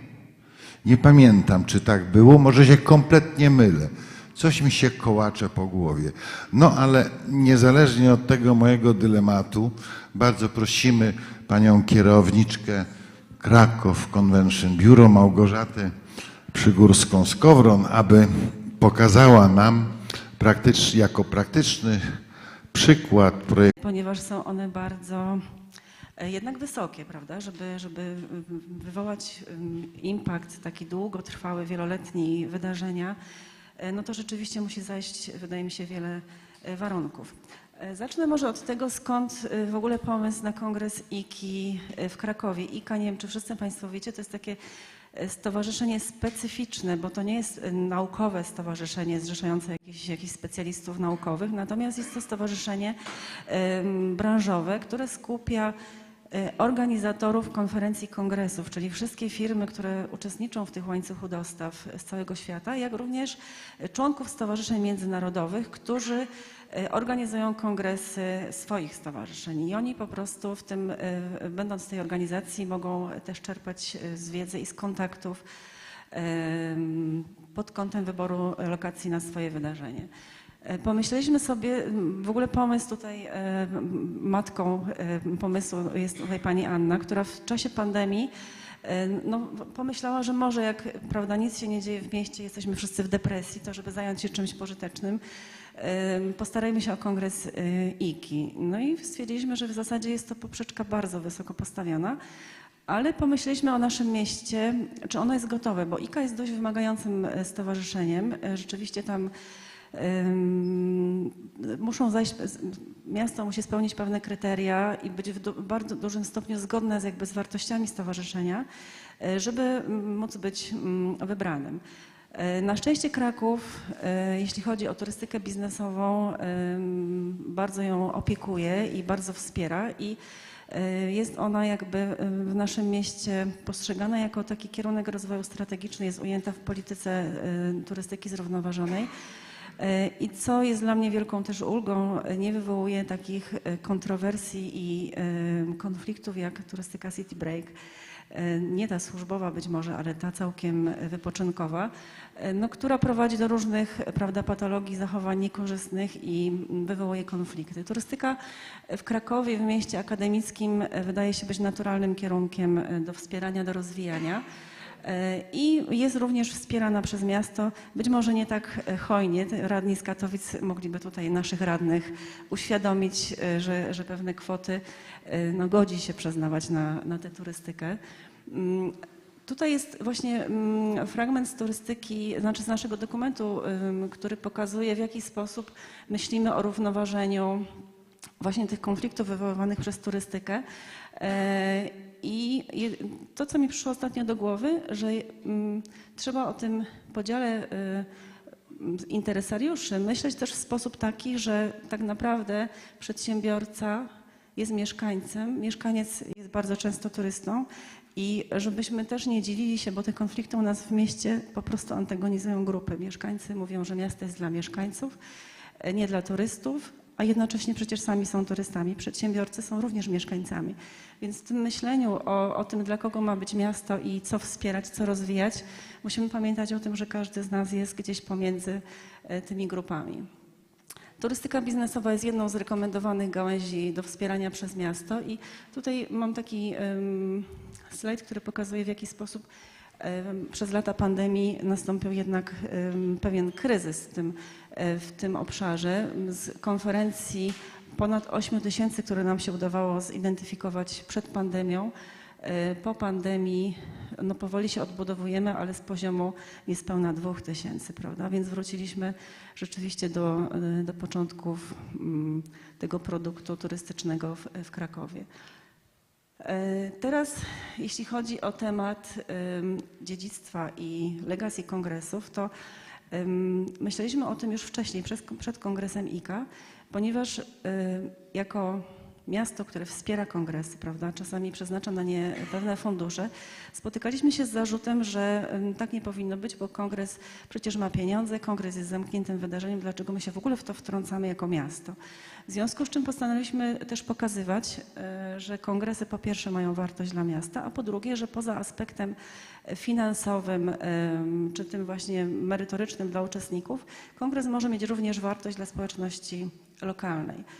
I jeżeli taka wartość była już w kongresie zaprogramowana, staraliśmy się pokazać. Jeżeli jej nie było, a mieliśmy kontakt z organizatorami rok czy dwa wcześniej, próbowaliśmy właśnie zaplanować jakieś działania, które mogłyby mieć miejsce przy okazji kongresu, powodujące, że wyjdzie on gdzieś właśnie w tą tkankę miasta.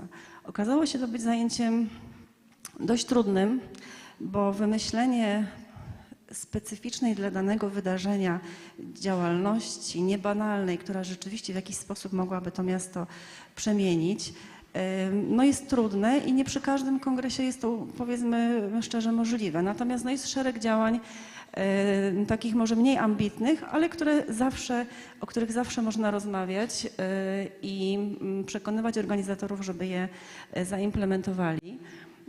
Mamy takie kryteria oceny konferencji, które prosimy organizatorów, żeby je wypełnili, taką ankietę i tam postawiliśmy też pytanie, co Państwo myślicie, planujecie zrobić dla społeczności lokalnej i za to też przyznajemy po prostu ekstra punkty. Także to są nasze kierunki myślenia. I na szczęście te trendy, które obserwujemy, czyli właśnie nacisk na te społeczne aspekty wydarzeń i te społeczne aspekty turystyki, też widać wśród organizatorów kongresów. Jednak to podejście, ta zmiana myślenia jest widoczna i coraz częściej rzeczywiście delegaci chcą się angażować na miejscu, chcą wyjść, chcą poznać miasto, chcą dotknąć tej lokalności i to pomaga nam rzeczywiście w tym budowaniu narracji o tym, że kongresy rzeczywiście mają i mogą mieć pozytywny wpływ na miasto. Natomiast no to, co ja podkreślam, że to naprawdę wymaga z naszej strony dużej wiedzy o mieście, zbudowaniu tej sieci partnerów, która umożliwi takie działania i no, przekonywania też delegatów czy organizatorów, żeby zmienili też sposób myślenia, prawda? Nie myśleli tylko o tym aspekcie finansowym czy zysku kongresu, ale też o zrobieniu czegoś właśnie pro publico bono, żeby wyjść po prostu z własnego egoizmu. Ale jak mówię, trendy panujące teraz, modne, jakby pomagają w tym myśleniu. Jeśli chodzi o kongres IKI, próbowaliśmy właśnie pomyśleć, zdiagnozować, w którym momencie rozwoju jest nasze miasto i pokazaliśmy to już na etapie aplikacji, właśnie tą rolę turystyki biznesowej w Krakowie, że jest dla nas ważna, że pomaga nam to przezwyciężyć overturyzm, trochę zdywersyfikować tych turystów i w czasie, i w przestrzeni. Całą tą narrację wpisaliśmy w naszą ofertę i pokazaliśmy też te aktywności, bo to było też wymagane, aktywności społeczne, które proponujemy delegatom. I to jest nasza oferta z roku 2020. Kongres odbył się w roku 2022 i udało nam się ten program zrealizować, co też jest jakby wyzwaniem, bo wiadomo, że rzeczywistość tak się zmienia dynamicznie, że czasem co innego jest w ofercie, a co innego, prawda, w życiu. Natomiast sesję out of the box zaproponowaliśmy sesję z udziałem Fundacji Diversity Hub, wykład mistrza pilota szybownictwa i spacer po Kazimierzu z udziałem specjalisty od Festiwalu Kultury Żydowskiej, pana dyrektora Makucha. I te 3 sesje udało nam się zrealizować. Zaproponowaliśmy również w ofercie aktywności ekologiczno-społeczne właśnie, czyli zasadzenie drzewa IKI w Alei Kongresowej, forum dla młodych specjalistów, udział wolontariuszy. Te rzeczy też się udało zrealizować, co Państwu pokażę. Natomiast nie przewidzieliśmy tego, że w roku 2022 wybuchnie wojna z Ukrainą, prawda? I to stało się takim czynnikiem, który mógł cały ten proces wywrócić zupełnie. Aplikacja, przedstawianie oferty miało formę online'ową. Z powodu pandemii przedstawiciele stowarzyszenia nie mogli tutaj przyjechać. Także stanęliśmy rzeczywiście na głowie, żeby przekonać ich, że Kraków jest miastem właśnie na ten kongres. Wybuchła wojna, no i teraz trzeba było przekonać stowarzyszenie jeszcze dodatkowo do tego, że delegaci po pierwsze przyjadą, bo wiadomo, że dla każdego organizatora ważna jest frekwencja, a po drugie, że nawet jeżeli ta frekwencja będzie niższa, to w jakiś sposób powinnością takiego stowarzyszenia jest być solidarnym z takimi miastami właśnie jak Kraków, które są zupełnie bezpieczne i nie zasługują na taką karę, jaką jest zostawienie go, prawda, z tym takim odium miasta niebezpiecznego, bo to by właśnie przyniosło ten bardzo zły impact długofalowy, ponieważ by się po prostu rozniosła w świecie branżowym wieść, że do Krakowa nie można przyjeżdżać, bo jest niebezpiecznie. Udało nam się przekonać stowarzyszenie, żeby jednak przyjechali, że to jest bardzo, bardzo ważne dla miasta, dla branży w naszym mieście. I wydarzenie się odbyło. Udało nam się zbudować partnerstwa. Zaangażowaliśmy do tej organizacji rzeczywiście wielopoziomowe struktury miejskie, regionalne, krajowe, też międzynarodowe. Mieliśmy wsparcie od miast, biur kongresów z Europy. I co? No i nadszedł kongres. Okazało się, że tematem będzie zrównoważony rozwój, będzie legacy, diversity, inclusion, czyli wszystkie tematy, które wtedy były na agendzie i były bardzo, bardzo topowe. Udało się, wbrew obawom stowarzyszenia, zaprosić do Krakowa ponad 900 delegatów. To była prawie rekordowa frekwencja, w ogóle nikt w to nie wierzył, że coś takiego będzie możliwe.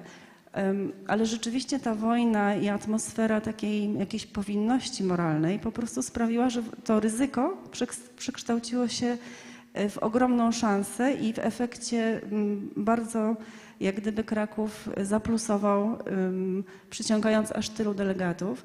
I to też zbudowało niezwykłą atmosferę na tym wydarzeniu. Jednak ten cień wojny wywołał takie emocje, a poza tym też ważne było to, że to było pierwsze wydarzenie po pandemii, czyli ludzie nie widzieli się przez chyba 2 lata albo 3.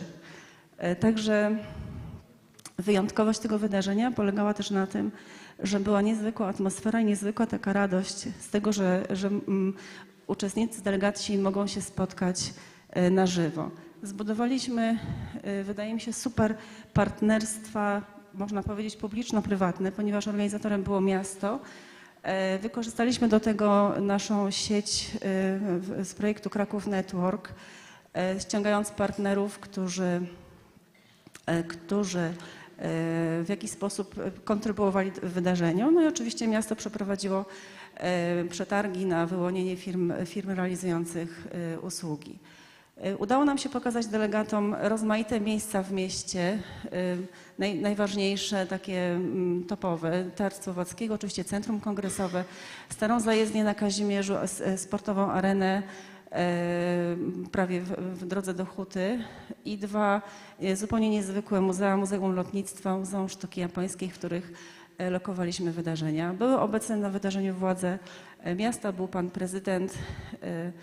Także ten aspekt budowania partnerstw i sieci w tym momencie został spełniony. Tutaj jest jeszcze wartość dodana, również pomysł tutaj pani Ani, czyli taniec wykonany w wykonaniu tak naprawdę komitetu organizacyjnego. I tutaj wśród tancerek są dyrektorki hoteli, top management turystyki biznesowej w Krakowie, które wykonały 3 układy choreograficzne niezapomniane.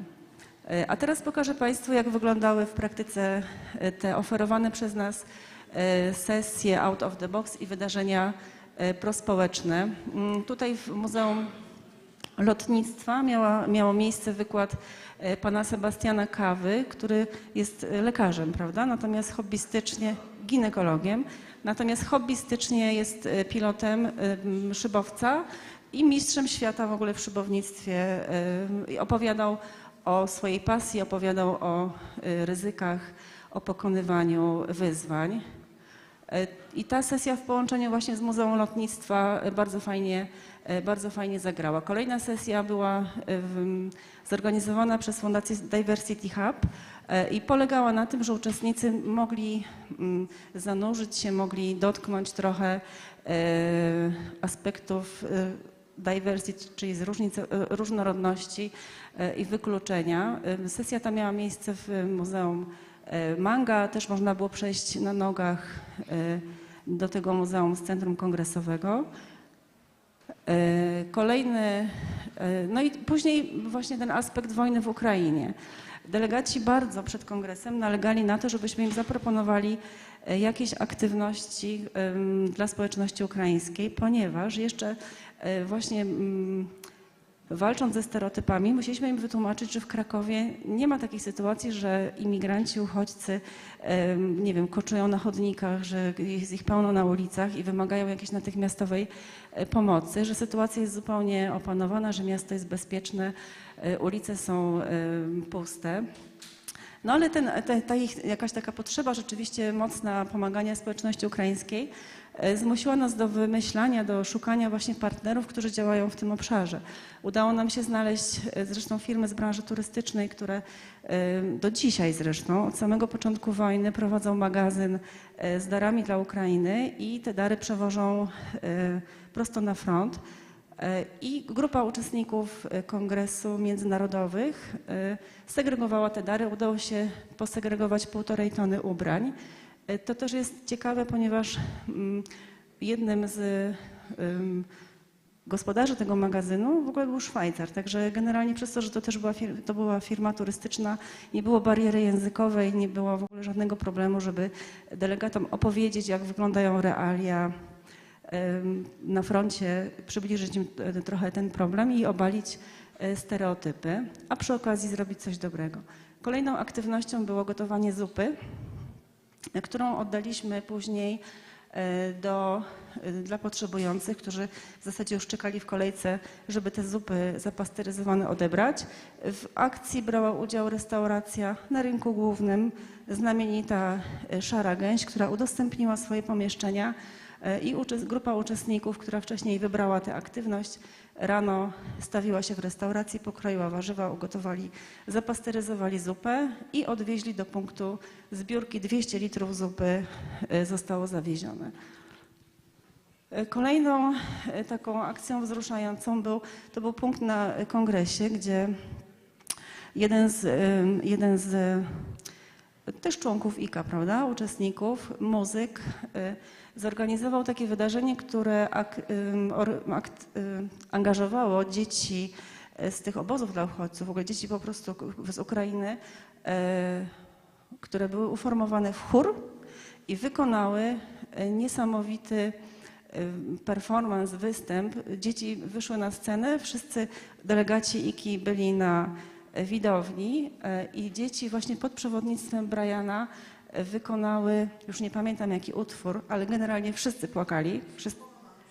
Skomponowany przez niego, tak, i to jeszcze było takie mega interaktywne, bo on nas nauczył słów, także część utworów, część tej piosenki wykonywały dzieci, a resztę odśpiewywali delegaci, prawda, więc generalnie no, atmosfera się zrobiła zupełnie niesamowita. Tutaj jest zdjęcie z drugiej strony. No naprawdę wydaje mi się, że to jako wspomnienie to trwa w tych uczestnikach na pewno do dzisiaj. Akcją pragmatyczną, którą zawsze, wydaje mi się, każdemu kongresowi można zaproponować, jest sprzątanie miasta. Tutaj wybraliśmy do posprzątania teren nieprzypadkowy, teren dawnego obozu pracy przymusowej, który został posprzątany, natomiast uczestnicy zostali podzieleni na dwie grupy, ponieważ sporo osób się zgłosiło do tej aktywności. Jedna grupa sprzątała, druga grupa zwiedzała miejsce z przewodnikiem, poznając jego historię. Później uczestnicy się zamienili. Także z jednej strony mamy efekt w postaci posprzątanego miejsca terenu zielonego, a z drugiej strony mamy większą wiedzę o mieście, też aspekt edukacyjny, możliwość refleksji. To też jest miejsce, gdzie były kręcone sceny do filmu Lista Schindlera. Coś dla seniorów. Tutaj zaangażowała się Aneta Książek, wymyśliła takie warsztaty, na których delegaci wykonywali przypinki na bazie motywów stroju krakowskiego i później te przypinki zostały przekazane dla pensjonariuszy Domu Pomocy Społecznej Helclów. To jest też jeden z najstarszych domów, no właściwie najstarszy chyba, Dom Pomocy Społecznej w centrum miasta. Te broszki zostały przekazane. Wydaje mi się, że to też było bardzo dobrze odebrane. Tutaj kolejne akcje.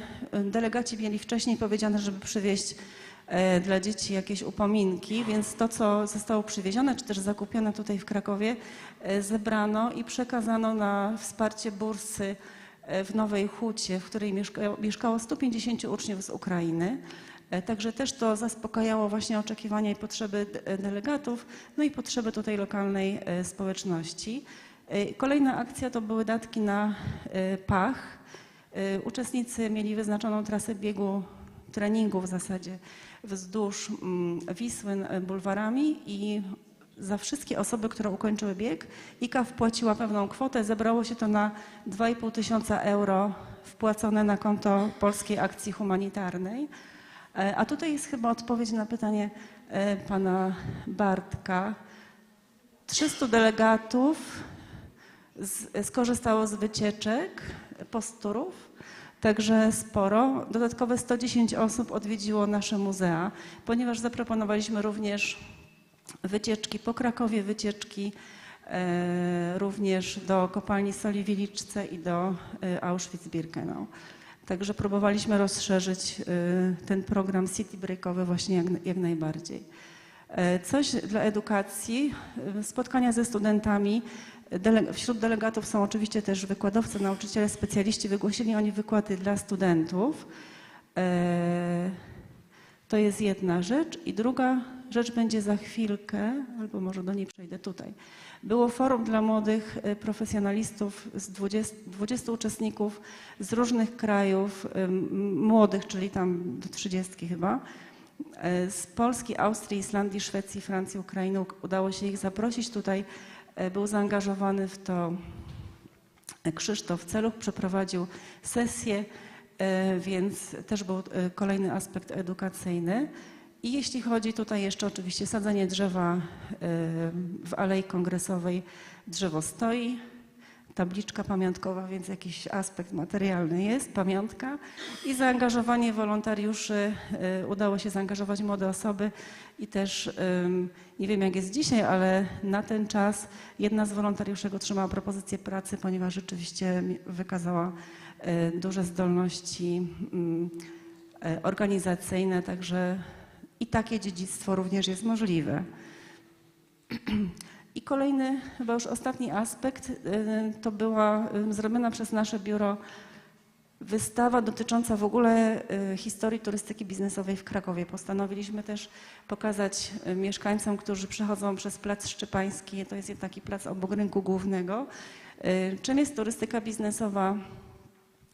Więc przedstawiliśmy trochę historii, trochę zdjęć, trochę kongresów, które w Krakowie były i osoby, które miały okazję wtedy przechodzić przez ten plac, mogły sobie poczytać, dokształcić się, bo też wielu mieszkańców nie wie, a Centrum Kongresowe kojarzy się czasem tylko z centrum na koncerty, prawda? Bo kongresy jednak nie są wydarzeniami publicznymi do końca. Także to są te aspekty kongresu, które udało nam się zrealizować. To, co ja jestem przekonana, że jednak to budowanie tego dziedzictwa jest bardzo trudne, ale daje niesamowitą satysfakcję, bo rzeczywiście teraz tutaj pani Ania mówiła, że kongres choroby Alzheimera, który będzie w najbliższym czasie, spowoduje powstanie dokumentu, który jak gdyby ureguluje w ogóle leczenie choroby w Polsce. Takiego dokumentu nie było, no ale umówmy się, że to są wyjątkowe wydarzenia, które w taki właśnie sposób mogą zostawić trwały ślad i zmienić coś nie tylko w społeczności lokalnej, ale też na arenie ogólnopolskiej. Tutaj już nie będę powtarzać, to wczoraj była mowa o śladzie węglowym kongresu, też został zmierzony. Być może to jest aspekt, bo to był chyba pierwszy kongres, który w Krakowie został zmierzony. Wyniki nie były zbyt satysfakcjonujące. Duży ślad węglowy, sporo zmarnowanego jedzenia, uwagi nie do końca słuszne o właśnie orchideę na stolikach. Natomiast sporo też rozwiązań wdrożonych absolutnie poprawnie. Firma cateringowa, która pracuje na terenie Centrum Kongresowego w tym momencie już jest w pełni zrównoważona. Także tego też się nauczyliśmy i wyciągnęliśmy z tego wnioski. I nasze jako biuro kongresów wyzwania na przyszłość to jest w aspekcie tego wpływu i impaktu szukanie cały czas, wzbogacanie możliwości oferowania organizatorom takich pomysłów, edukacja branży, pójście w stronę większego zrównoważenia, większej liczby certyfikatów zrównoważonej turystyki w mieście.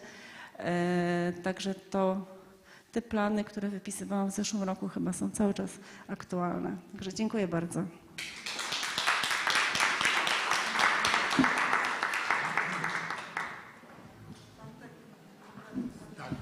Dziękuję bardzo Małgosi. Proszę bardzo, pani Anna Jędrocha.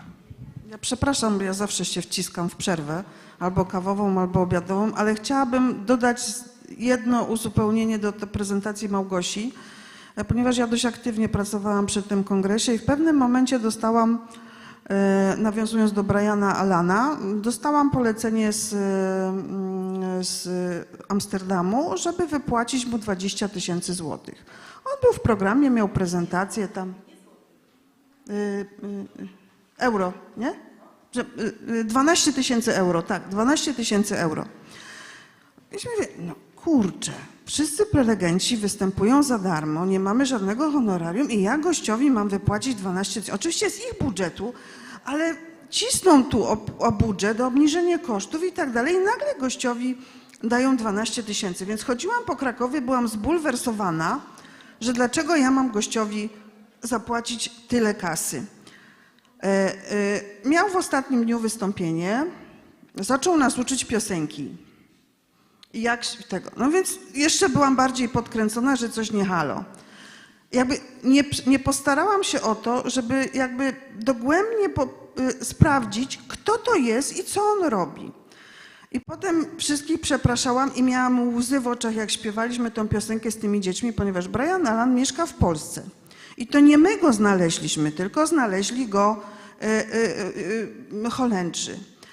On natychmiast, jak wybuchła wojna i zaczęły się po prostu imigracja i przyjeżdżali dzieci, on przeprowadzał warsztaty właśnie muzyczne z dziećmi małymi, żeby po prostu wydobyć ich z tej traumy. I te jego efekty tych warsztatów muzycznych dla dzieci były znakomite. I te pieniądze po prostu były dofinansowaniem na jego warsztaty. Ja myślę, ale mi głupio, no tak się zachowałam zupełnie bez sensu, a no to naprawdę był, no wyszło, no to było po prostu coś, tak oczywiście, nie no, bez mrugnięcia okiem wypłaciłam, no i tyle, dziękuję. Dziękuję za podzielenie się przez Anię tą refleksją, bo ona też coś pokazuje. Ja 2 czy 3 sobie pozwolę zawsze takie dygresje a propos tego, o czym mówiła Małgosia. Po pierwsze, kopię do swojego ogródka, tak to się mniej więcej mówi, ale to jest zadanie i rekomendacja do różnych konferencji naukowych. Czasem są one duże, liczne, ale są zamknięte. Mielimy między sobą to i nie wychodzimy a przecież są ludzie z wiedzą, z kompetencjami, z przekazem, który mógłby być w różny sposób do miejscowej społeczności przekazany w takiej czy innej formie, czy pewną aktywnością.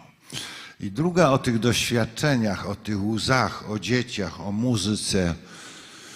Nawet wczoraj to ktoś opowiadał, mianowicie kiedyś ktoś zapytał turystę, ile by zapłacił za wycieczkę tam, no nieważne gdzie, to kompletnie nie ma znaczenia, kilka tysięcy, tak zapłacę.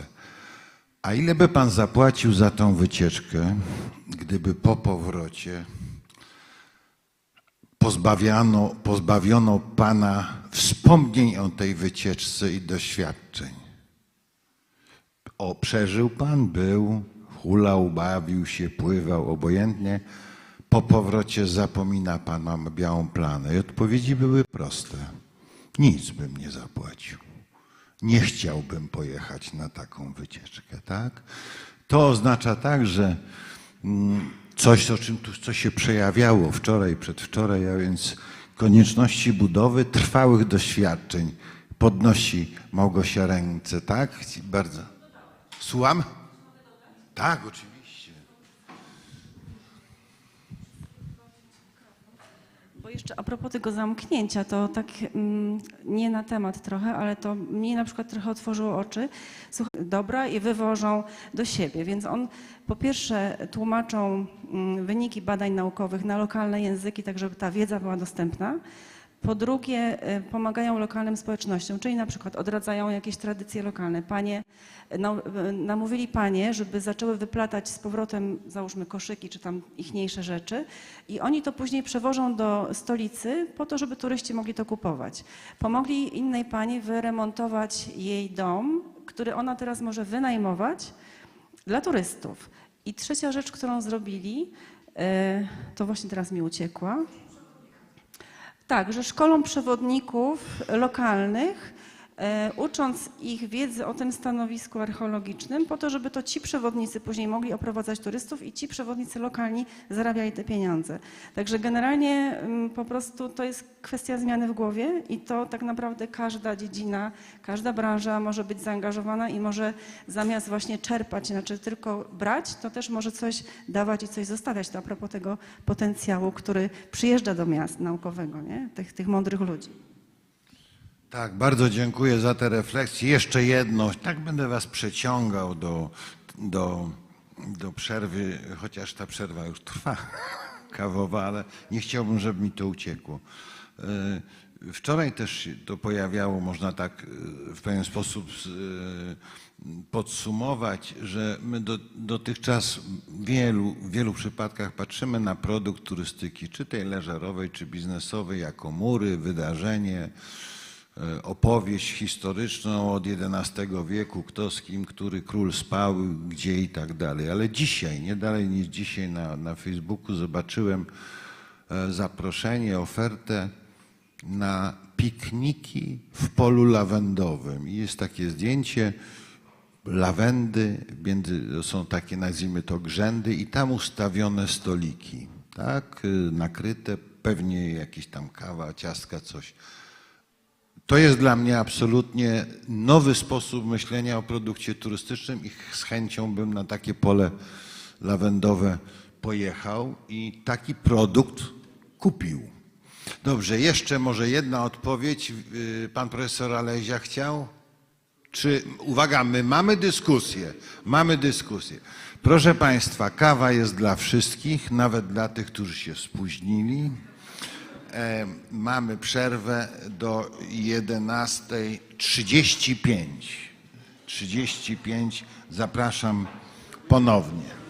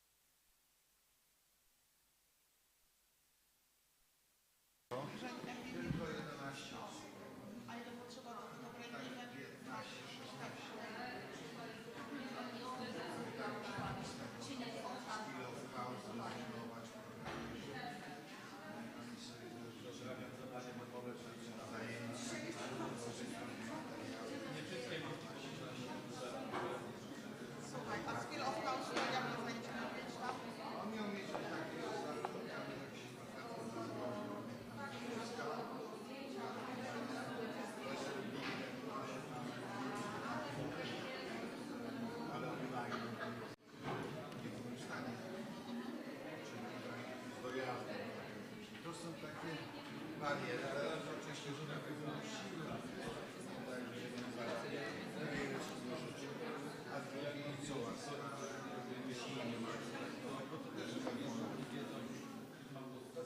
także znaczy będą walczyć, żeby pewna niezdrowa atmosfera mieli, ale to są Jakbyście mieli, no bo ja mam tam jakiś cykl.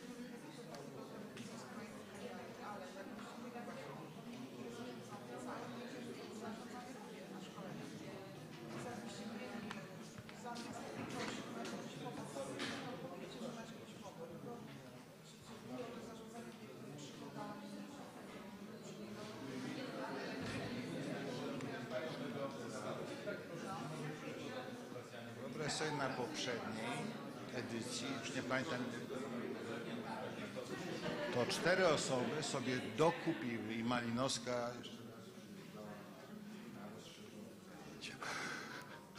Chyba możemy zaczynać, prawie że jeszcze może poczekajmy, jeszcze nie wiem, czy są osoby, które dochodzące, a może nie.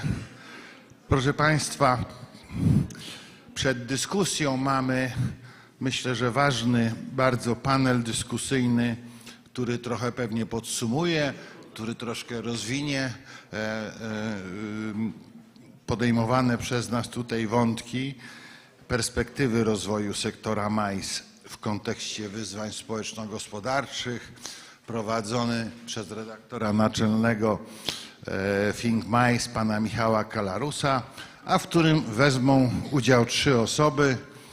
Pani Lidia Wiszniewska, zapraszam serdecznie, LW Hotel Consulting, pani Anna Jędrocha, Sympozjum Krakowiense,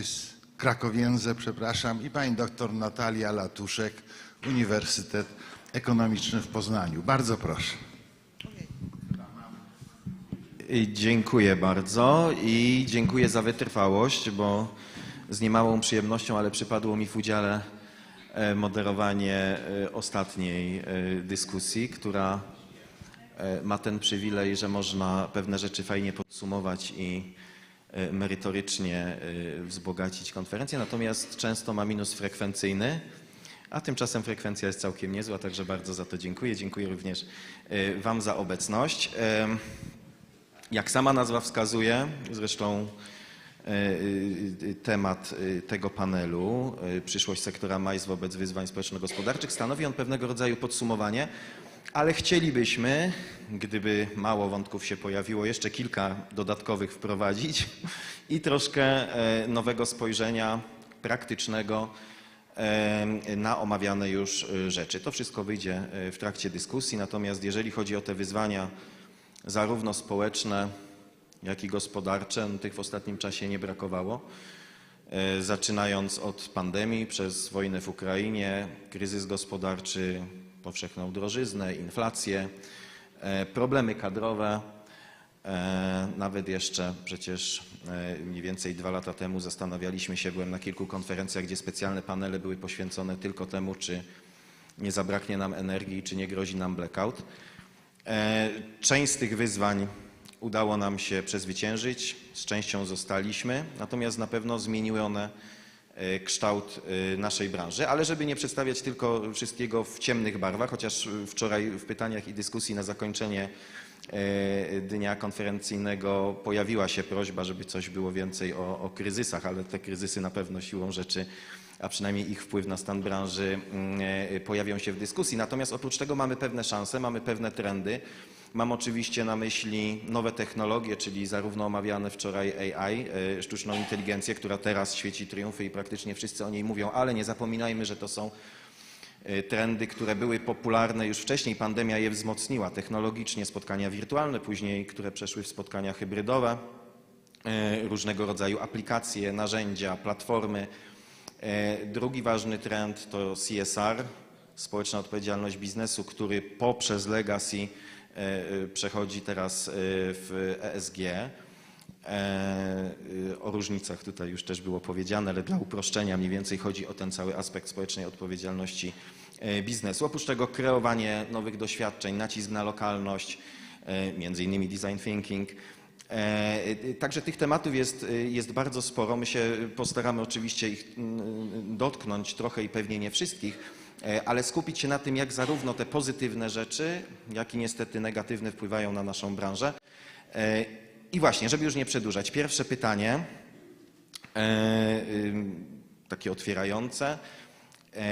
Jak w tych ciekawych, obyś żył w ciekawych czasach, chińskie przysłowie mówi, no nasze czasy są czasami aż nadto ciekawe. Jak w tych ciekawych czasach wygląda organizacja imprez MICE? Może skupmy się, bo że imprezy się odbywają, że wróciły, że rynek w dużej mierze się odbudował. Oczywiście to zależy od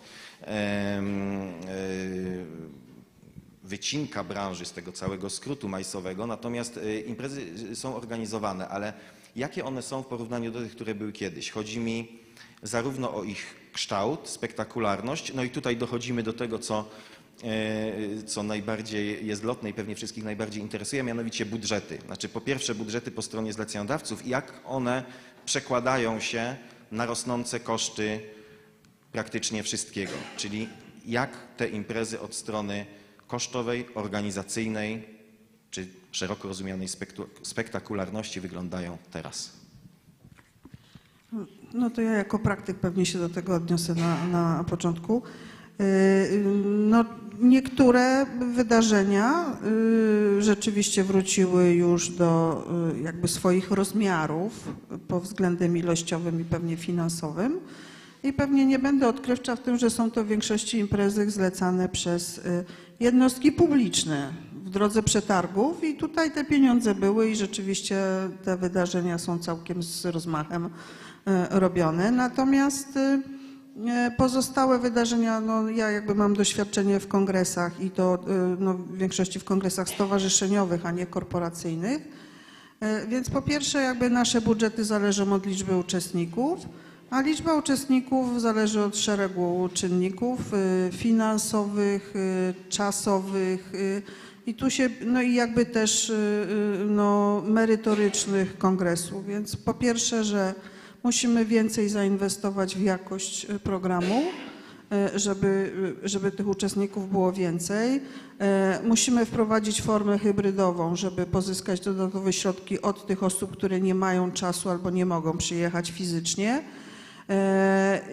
Musimy stworzyć nagrania do odtworzenia bo nie wszyscy mogą w danym momencie uczestniczyć, a chcą jakby odtworzyć sobie te nagrania i również jakby no, pozyskać tą wiedzę z nagrań. Więc to są jakby dodatkowe koszty, których wcześniej nie było i które musimy w jakiś sposób budżetować z przychodów.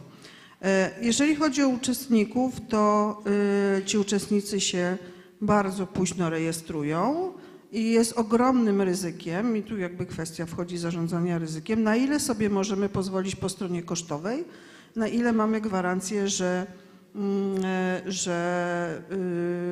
osiągniemy odpowiednie przychody, żeby nie ponosić strat. Podam Państwu na przykładzie. Mam teraz 17 maja kongres psychoterapeutyczny. Mam to w określonym miejscu w Warszawie w hotelu, mogę zarejestrować 500 osób. Fee wcale nie jest takie niskie, bo jest w granicach od 1000 do 1500 zł. 2,5-dniowa konferencja. Mam już zarejestrowanych 500 osób, tych fizycznie, więc jakby tu już mam pułap i te 500 osób pokrywa mi 60% kosztów. I ja mam raptem tylko miesiąc na to, żeby sprzedać wirtualne uczestnictwo, bo tylko to mogę, żeby zbilansować koszty. Ja wiem, że to się sprzeda. Dlaczego? Dlatego, że jest mnóstwo rewelacyjnych speakerów i po prostu oni przyciągają uczestników. Po drugie, że oni po prostu muszą uczestniczyć w wydarzeniach, ponieważ żeby mieć prawo wykonywania zawodu, to oni muszą 20 godzin szkoleniowych rocznie wykonać i mieć potwierdzone certyfikatem. Natomiast no, mój klient, mimo że to są psychoterapeuci, to po prostu rwie włosy z głowy. Co my zrobimy, jakie niesiemy straty i ja jakby muszę uspokajać ich, że spokojnie, że przecież online'owi uczestnicy się rejestrują za 5:12. Oczywiście mnie też to denerwuje, więc Jest, jakby konkludując to, jest znacznie mniej uczestników, mniejsze wpływy. Sponsorzy nie są już tak chętni do finansowania, ponieważ znaleźli w czasie pandemii inne rozwiązania, inne narzędzia osiągania tych samych celów biznesowych, które osiągali wcześniej poprzez uczestnictwo w kongresie fizyczne i sponsorowanie go. Więc jest bardzo jakby finansowe duże ryzyko. Kolejny powód jeszcze, o ile kongresy międzynarodowe się jeszcze jakby nie doszły do tego poziomu sprzed pandemii, no to jakby proces pozyskiwania kongresów, no to nie jest tak, że dzisiaj i jutro jest, czy za miesiąc jest konferencja. Na rynku korporacyjnym tak funkcjonuje. Natomiast na rynku stowarzyszeniowym to jest proces 2-3 lat, kiedy wcześniej zapada decyzja i mamy ten kongres za 3 lata. Przez pandemię nikt nie podejmował takich decyzji. Jedyne to, co jeszcze mieliśmy po pandemii, to to, co się przekładało z pandemii. Czyli zaraz po pandemii, jakby no, można było przekraczać granice już i organizować wydarzenia w normalnych warunkach, a nie jedna osoba na 10 metrów, no to jakby te wydarzenia po prostu przekładane z tych zarezerwowanych na pandemię wróciły. Ale wojna spowodowała to, że nikt naszych ofert nie rozpatrywał wtedy, w tym czasie na początku i dalej tak jest, na lata 24, 25, 26. Ja dopiero, ponieważ ludzie w tym momencie mniej więcej, te organizacje się przyzwyczaiły do tego, że to będzie stan stały, wojna za naszą granicą, no to rozpatrują nasze aplikacje na lata 27, 28. I o ile jakby po pandemii mówili, że rynek kongresów wróci do tego poziomu sprzed pandemii w roku 25, to nie sądzę, żeby teraz ktoś jakby pokusił się o takie stwierdzenie, że tak będzie. We Francji, w Anglii tak, jak najbardziej. On wróci w tym roku, za rok, w tych krajach. Natomiast u nas na pewno nie. Więc myślę, że to samo dotyczy targów. Więc że no oby nasze urzędy miały dużo pieniędzy i finansowały nasze wydarzenia i organizacje tych, bo to jest jakby jeden pewny dochód, który jak zlecą, to wiadomo, że mają pieniądze, że zapłacą, że nie wywiną żadnego numeru, że nie zbankrutują. I te eventy widać, natomiast reszta jest zdecydowanie mniej frekwencjonowana i z niższymi budżetami. Jeszcze tylko jedno pytanie uzupełniające. Wiem, że zacząłem od pieniędzy, a teraz na sekundkę przeskoczę do liczby, ale skoro już pani poruszyła ten temat, w przypadku konferencji tych planowanych za 2-3 lata, które dopiero są rozpatrywane, wiadomo z tego powodu, że do 25 roku, jako że nie były wcześniej rozpatrywane, na pewno rynek nie wróci. Natomiast jak wygląda pozycja Polski jako wciąż jednak kraju przyfrontowego, jeżeli chodzi o te kolejne imprezy? Był oczywiście kongres ICA w Krakowie, był kongres UFI w Poznaniu. To na pewno są bardzo fajne wizytówki, które pokazują, że w Polsce jest normalnie i że się da. Natomiast bardzo wiele chociażby firm, korporacji, także stowarzyszeń ma wręcz swoje sztywne wytyczne, które nawet jeżeli osoby decyzyjne w tych firmach wiedzą, że u nas jest normalnie i że nie ma akurat u nas wojny, chociaż nie wszyscy, co z doświadczenia też pewnie każdy wie, ma taką wiedzę i przekonanie, ale mają swoje wewnętrzne regulacje. Na przykład 500 kilometrów od jakiegokolwiek konfliktu zbrojnego nie możemy zrobić imprezy. Wiele korporacji tak ma, na przykład z tego, co wiem, niemieckich, ale także amerykańskich. One nie wybiorą Polski chociażby z tego względu, więc jak to wygląda na te kolejne lata? Tam już jest optymistyczniej, czy jednak cały czas przez to, że wojna w Ukrainie trwa, jesteśmy na straconej pozycji? Myślę, że się już przyzwyczaili, tak samo jak się przyzwyczaili ludzie do tego, że w Izraelu jest permanentna wojna i to nie jest tak, że oni nie mają ruchu biznesowego. No i też popatrzmy, no jakby cały ten Bliski Wschód, no kongres ICA następny w tym roku jest w Abu Dhabi, więc też właściwie no, z powodu tego ataku, bo wczoraj Krzysztof mówił, że jakby cała ta katastrofa w Dubaju jest spowodowana właśnie atakiem Iranu, no to też by się wydawało, że jest to niebezpieczne. Jakby niebezpieczny i jakby postrzegany jest wtedy, kiedy się pisze o tym dość dużo w newsach i wszyscy tym żyją. Natomiast każda tragedia niestety po jakimś czasie powszednieje ludziom i zupełnie inaczej jest postrzegana, więc jeżeli nie będzie jakiegoś, oczywiście w każdym momencie może być jakiś ruch ze strony Rosji, że znowu wszystkie media się zaczną interesować i wtedy wszyscy sobie przypomną, że jest wojna, bo tak właściwie to widać, że za wyjątkiem nas to całemu Zachodowi i Stanom Zjednoczonym to już spowszedniało, że jest ta wojna, nie mając w ogóle świadomości, jaki wpływ w ogóle na całe życie i na Europę może mieć eskalacja tego konfliktu. Więc nie sądzę. Natomiast po pandemii zdecydowanie jakby inne czynniki, o których wczoraj mówiliśmy, dzisiaj mówiliśmy wszyscy, wszystkie organizacje, stowarzyszenia jakby oczekują ekologicznych rozwiązań, zeroemisyjnych rozwiązań i każdy właśnie Do tego jeszcze podlicza nas pod tym kątem i to jest element oferty. Okej. Dziękuję bardzo. Wracamy, rozumiem, do tych bardziej finansowych kwestii, tak, pani? To znaczy, tutaj Ania mówiła o takich wydarzeniach, które w zasadzie nie są codziennością, czyli duże kongresy. Kraków nie żyje na co dzień dużymi kongresami, czy Kraków, czy każde inne miasto. Hotelarze na dużych kongresach wyciągają swoją cenę średnią i to jest taki bardzo duży wpływ na jakieś roczne wyniki, ale to nie jest to, czym żyją hotelarze na co dzień, tak?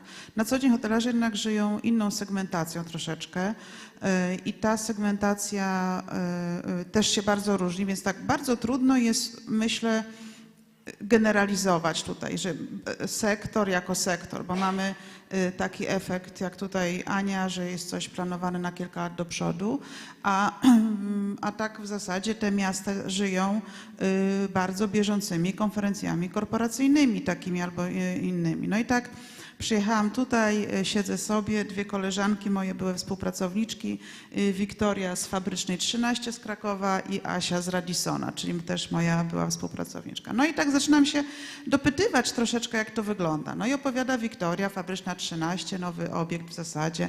Pytam się, w jakim kierunku to idzie. No w zasadzie tam te wydarzenia są spektakularne. Tam idzie właśnie w duże koszty, żeby zadziwić tego uczestnika, pracownika. W większości pracownicze imprezy, nie imprezy dla klientów czy potencjalnych klientów, tak?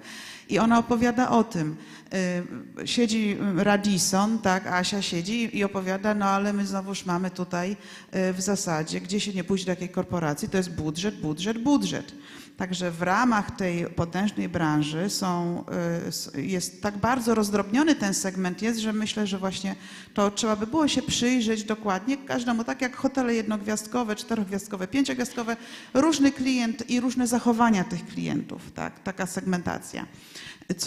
Co do kosztów, czyli jest i ten klient, który potrzebuje imprezy. Po pandemii co zostało, bo to jest chyba bardzo istotne. To znaczy z jednej strony cała branża hotelowa międzynarodowa i również organizatorzy i pośrednicy właśnie w tą hybrydowość poszli. Ale myślę, że nadzieje wtedy z tą hybrydą były o wiele większe niż tak w tej chwili się dzieje. Tak?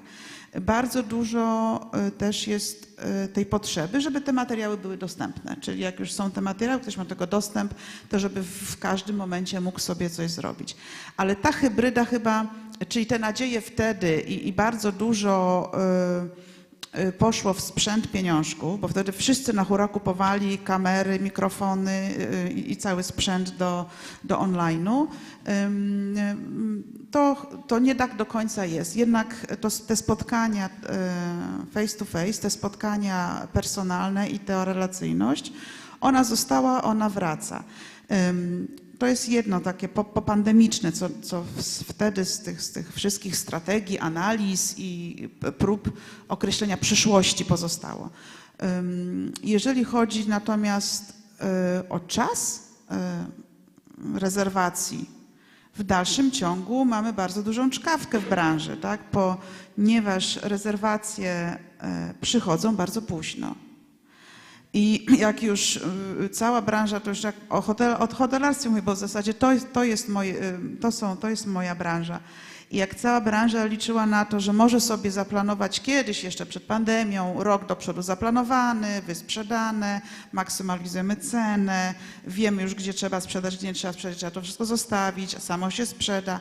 Tak dzisiaj, to teraz powoli wraca do tego, natomiast w dalszym ciągu klienci Majsowi nie do końca się przyzwyczaili, że już się sytuacja zmieniła i że już trzeba rezerwować z dużym wyprzedzeniem, bo już jest jesień w Krakowie wyprzedana na dobrą sprawę, tak. I to jest taki powrót do tego sprzed 2020 roku, że i efektem tej pandemii było, że się pośrednicy przyzwyczaili, że są miejsca, że zawsze się znajdzie miejsce. Wcale już tak nie jest. Pierwszy kwartał był słaby, to o Polsce generalnie pierwszy kwartał był relatywnie słabszym kwartałem niż poprzednie. Do końca roku powinna się branża odbić i tak jak znajduje się klient na jedną gwiazdkę, tak się znajduje klient na 5 gwiazdek i w dalszym ciągu to jest. Na koniec roku jest ciekawie, bo jak im bliżej końca roku, im bardziej wiadomo, że te pieniążki zostaną w budżecie albo nie są wykorzystane, albo nie, no to tym wtedy się wszyscy rzucają, a to zarezerwujmy, jeszcze coś zróbmy. Wtedy się robi właśnie ciekawie na rynku, można sobie z punktu widzenia hotelu podbić tą cenę, zrobić ten biznes i wtedy, kiedy już wiadomo, jak te budżety, czy te przychody były, czy nie. Co i już ostatnia rzecz. Narracja, która jest, proszę Państwa, i ta narracja jest od pandemii, ja jestem taka zafascynowana tym, jak my mamy wszyscy tendencję, jest to w naturze człowieka, ale mamy tą tendencję postrzegania, tworzenia tych czarnych scenariuszy. No tak mózg nasz jest stworzony, że te czarne scenariusze będzie tam kręcił. I my w zasadzie od pandemii jako branża my jesteśmy bombardowani stale tylko negatywnymi, kryzysowymi sytuacjami, analizami na przyszłość.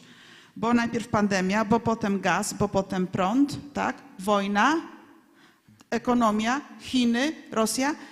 Non-stop funkcjonujemy, wiecie, aż myślę, że naprawdę nabraliśmy wszyscy takiego dosyć lekceważącego stosunku do tych wiadomości, no bo któryś nam się opowiada o kolejnej jakiejś apokalipsie, która ma się za chwilę zdarzyć.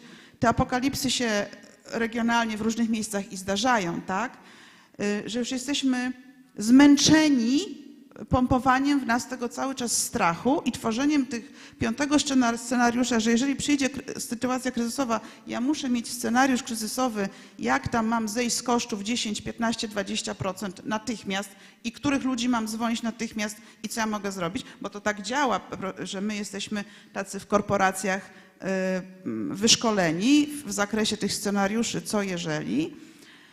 I branża chyba jest zmęczona, branża się uodporniła też na to i jak widać w zasadzie jest coraz lepiej. Mnóstwo transakcji na rynku hotelowym, coraz więcej zapytań konferencyjnych, hotele są pełne, także tak bardzo trudno dzisiaj jest powiedzieć, co się będzie działo. Naprawdę. Przy okazji jeszcze a propos ciekawostek dotyczących wzrostu cen eventów, przynajmniej na rynku niemieckim i chińskim, ponieważ mówił to Coley Adams z agencji Fox Dams, która no, operuje na całym świecie, ale głównie na tych 2 rynkach. Nawet w ubiegłym roku przewidywali, że ceny eventów mogą wzrosnąć o około 60%. No więc rzeczywiście stawia to przy tych samych budżetach, a czasami okrojonych bądź minimalnie zwiększonych, branżę w dość niekomfortowym położeniu. Trzeba, mówiąc krótko, szukać oszczędności. A propos spektakularnych eventów, jednym z rozwiązań wtedy podawanych przez Coley Adamsa było jednak cięcie imprez, to znaczy nie rezygnowanie ze spektakularności tych wydarzeń, ale powiedzmy, jeżeli jakaś firma organizowała takie spektakularne wydarzenia 4 w ciągu roku, to albo zrobi 4 i zaprosi na nie mniej osób, albo po prostu zrobi 3 bądź 2, więc pewnie tutaj też jest jakiś pomysł. Pojawił się w tej dyskusji, tak żeby na chwilę od tej apokalipsy uciec i przejść do technologii, wątek wydarzeń hybrydowych. Pani Ania powiedziała, że są popularne i wręcz ratują budżety niejednokrotnie, zarówno jako uczestnicy wirtualni, jak i content on demand, jak się domyślam później. Natomiast w przypadku może takich wydarzeń nie tak licznych, nie tak spektakularnych, jeżeli już jesteśmy przy tym słownictwie. Ja spotkałem się osobiście z opinią, że właśnie mówiło się najpierw wydarzenia wirtualne, później hybrydowe, hybryda zostanie z nami na zawsze. I ona rzeczywiście zostanie z nami na zawsze. Pytanie o proporcje. To, co troszeczkę pani Lidia powiedziała, czy rzeczywiście jest tak, że ta hybryda stanowi powiedzmy 50-50, czy tam 40 do 60%, czy jednak jest po prostu w większości, chodzi mi, eventów, bardziej jednak marginalnym dodatkiem, a ludzie powrócili w pełni do spotkań face to face?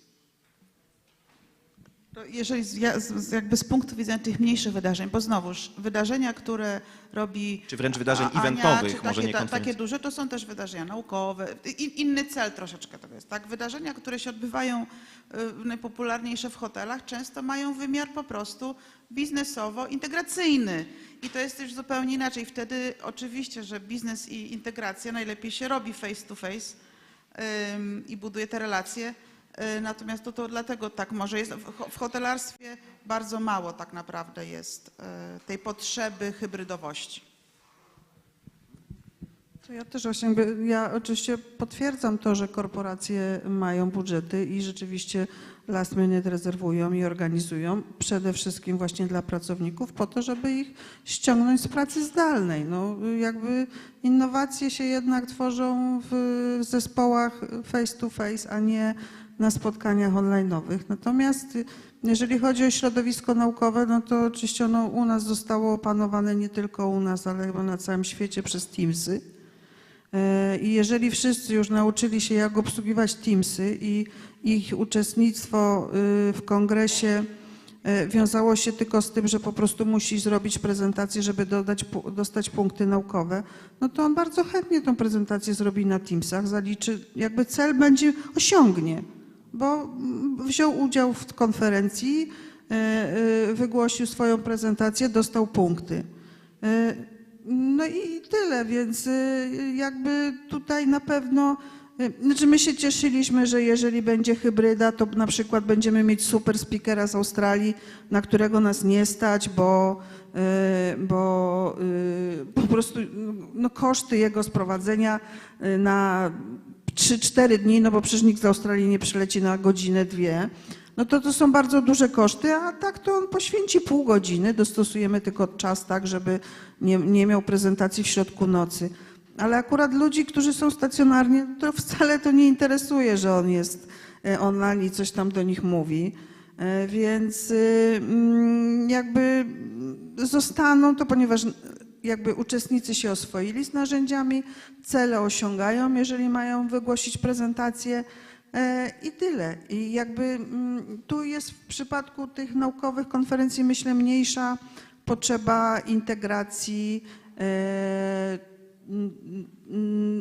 No tyle tylko, że spotykają się po to, żeby się jakby kreować jakieś wspólne projekty, jakieś partnerstwa. No to wtedy rzeczywiście też online'owo ciężko to załatwić, bo takie rzeczy oczywiście najpierw się zaczyna na sali konferencyjnej, a potem się dogaduje w kuluarach i te partnerstwa naukowe do wspólnych projektów oczywiście są ważne i one są załatwiane w formie stacjonarnej. Natomiast no jednak większość uczestników po prostu tylko no, chodzi o to, żeby mieć te swoje 30 minut, czy 20 minut nawet, no to po prostu szkoda im czasu, żeby przyjeżdżać i poświęcić całe 2 dni. Szczególnie w sektorze medycznym, gdzie u nas jest po prostu tak strasznie mało lekarzy, że oni po prostu nie mogą wyjechać z tego szpitala na 2 dni. No. Oni po prostu nie dostaną delegacji. Już abstrahując od tego, że jest sponsor, który im chce całe uczestnictwo w kongresie i noclegi zapłacić. Oni po prostu nie mają tyle wolnego czasu. I to siłą rzeczy musi przejść do hybrydy i to muszą być te VOD, żeby on po prostu mógł sobie potem to odtworzyć. czyli bardziej szkoleniowo, merytorycznie, networkingowo, tak jak tutaj siedzimy, wiemy, że lepiej face to face. Natomiast mamy tak, mamy nowe technologie, mamy zarządzanie ryzykiem ze względu na sytuację geopolityczną, mamy CSR Legacy ESG, do którego jeszcze pewnie za chwilę przejdziemy.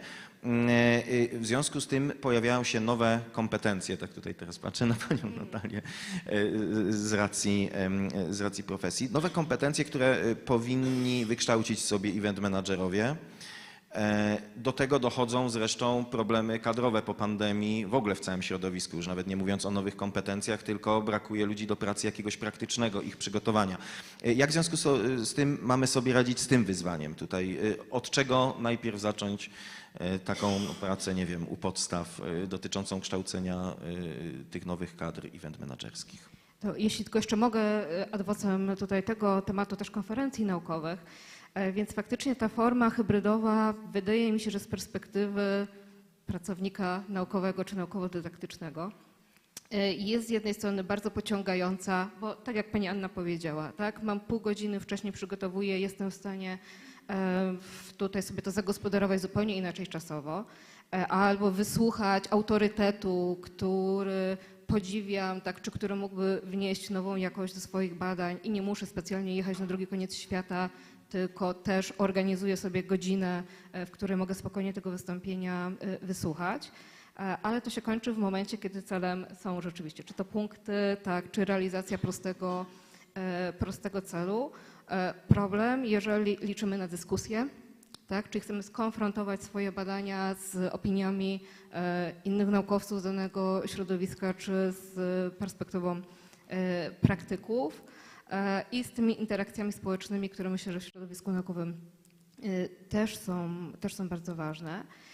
Natomiast jeśli chodzi o kształcenie kadry, tu chyba nie ma prostej recepty, ponieważ z perspektywy znowu pracy na uczelni publicznej rozwiązania praktyczne byłyby trudne do wdrożenia. Czy tak już co wczoraj padło, jeżeli zauważamy nowy problem, nowe zagadnienia czy nowe kompetencje, które powinniśmy wykształcić, to procedowanie formalne, żeby wpisać to w sylabus i cały program studiów zajmuje trochę czasu.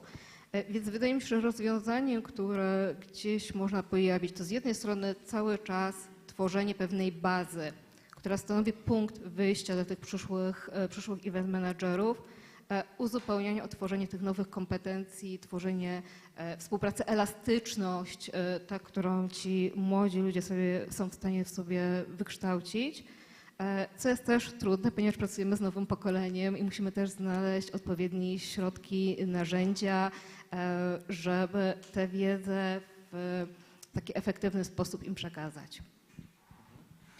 Jeżeli mówimy o pokoleniach, żeby zamknąć już ten jeszcze lekko uchylony temat nowych technologii, może niekoniecznie z punktu widzenia, szkoda, że nie ma pana Adriana z nami, który pewnie by opowiedział o aplikacjach i narzędziach ułatwiających już takie praktyczne zorganizowanie wydarzeń, natomiast z punktu widzenia... Ja mogę postarać się go zastąpić. Super, w takim razie może jakiś konkretny przykład, bo mówiąc o nowych technologiach, tak jak mówię, abstrahując od sztucznej inteligencji na razie, bo o niej już rozmawialiśmy, a też mamy ograniczone możliwości czasowe, dzielą się te nowe technologie, tak też upraszczając temat, oczywiście na pomagające Wam organizować imprezy i na dające efekt wow uczestnikom. Więc zacznijmy może od tej pierwszej części. W ciągu ostatnich 3 lat, nazwijmy to, tego przyspieszenia technologicznego, które, nie wiem, narzędzia, aplikacje, portale, systemy są najbardziej użyteczne? Jakby w jakich aspektach pracy tej automatyzacji tutaj jest najwięcej? W ciągu ostatnich 3 lat ten postęp poszedł najbardziej do przodu. Trudno mi powiedzieć, jaki jakby postęp, bo generalnie to nie jest tak, że w pandemii nagle wszyscy zabrali się za aplikacje i platformy do wideokonferencji, bo one funkcjonowały i wszyscy wiedzieli, ale nie było takiej potrzeby, żeby je jakoś przyswoić. Nie? Natomiast jak nastąpił lockdown, no to ja pierwsza się rzuciłam, nawet popełniłam taki taki jakiś artykuł na social media Srebrny Surfer, czyli ja już u progu emerytury nagle przeglądam wszystkie Zoomy, Google Meety, Teamsy i inne jeszcze aplikacje mobilne typu na przykład Meeting Application, która oczywiście znacznie wcześniej była przed pandemią czy chociażby SysConf do zarządzania uczestnikami. Kolega Tomek jest w drugiej sali, prowadzi warsztaty dla studentów i zaczęłam jakby wszystko sama testować, sprawdzać. Ja począwszy od SysConfu, czyli od systemu zarządzania uczestnikami, miałam taki bardzo stary kiedyś jeszcze firma Dexter, która już nie istnieje, napisała program do zarządzania i myśmy bardzo długo z tego systemu zarządzali. W pewnym momencie powiedziałam dość, musimy kupić nowy program do zarządzania uczestnikami. No i oczywiście nikt nie chciał dla tak wąskiego segmentu napisać, jak się zwróciłam do Profit Roomu, którego wszyscy hotelarze korzystają. Zaproponowali mi 250 000 złotych, że mi napiszą, ale sądzili, że mnie odstraszą. Więc jak powiedziałam, że okej, to się zgadzam, to powiedzieli, ale wiesz co, mnie się to w ogóle nie opłaca, bo ja napiszę ten system, ale ja potem już nikomu tego systemu nie sprzedam. To mi się kompletnie nie opłaca, żeby w to wchodzić. W związku z tym weszłam we współpracę z SysConfem, który nie sprzedawał, tylko jakby wynajmował. Taki miał profil działania i tak uzyskał środki unijne, żeby stworzyć system do zarządzania uczestnikami kongresów, ale na zasadzie, że po prostu kupujemy u nich tak zwane kredyty, czyli jakby płacimy od uczestnika, fee od uczestnika zarejestrowanego. Ale jakby dalej system jest ich własnością i jakby nie sprzedają licencji. I o tyle jest jakby fantastyczna współpraca, ponieważ oni ciągle dorabiają komponenty, o które ja ich proszę, które mi są niezbędne.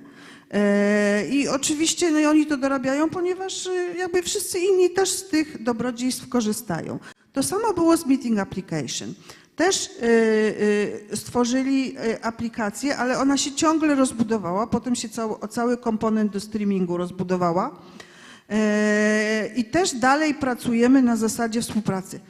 I wierzcie mi Państwo, testowałam różne systemy, różne platformy i każda ma jakieś ułomności.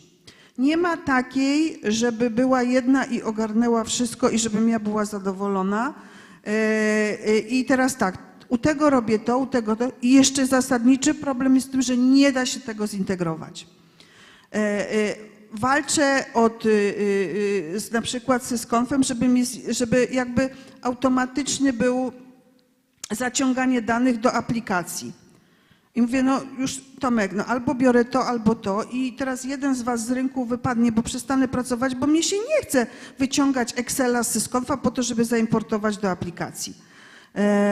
I mówię, no przecież jak masz już integrację z Meeting 15, czyli z inną aplikacją konferencyjną, to dlaczego nie możesz zrobić z Meeting Application?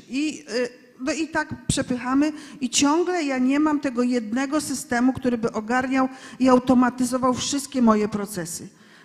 I naprawdę ludzie, no ja bym mogła szczęście, ludzie mogliby pracować bardziej kreatywnie i zajmować się innymi rzeczami niż takimi prostymi, które właściwie już teraz w dobie sztucznej inteligencji powinny być absolutnie zautomatyzowane i absolutnie proste w obsłudze i tylko na zasadzie jakby kontroli, a nie ładowania danych.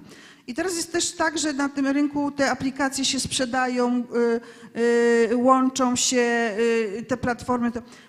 Wiecie Państwo, to jest kwestia, że te wszystkie aplikacje, platformy są tworzone przez informatyków, którzy niewielkie doświadczenie mają jakby w ogóle, jeżeli chodzi o sektor, bo to sektor obsługi kongresów jest dość wąskim sektorem.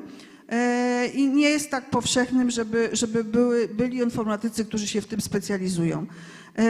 Więc tworzą i kwestia jest, że stworzą taki system, jakie mają informacje, jakie mają dane, jakie mają rozwiązania stworzyć. I one dlatego są w mniejszym lub większym stopniu ułomne i jeżeli się łączą, to po to, że zasysają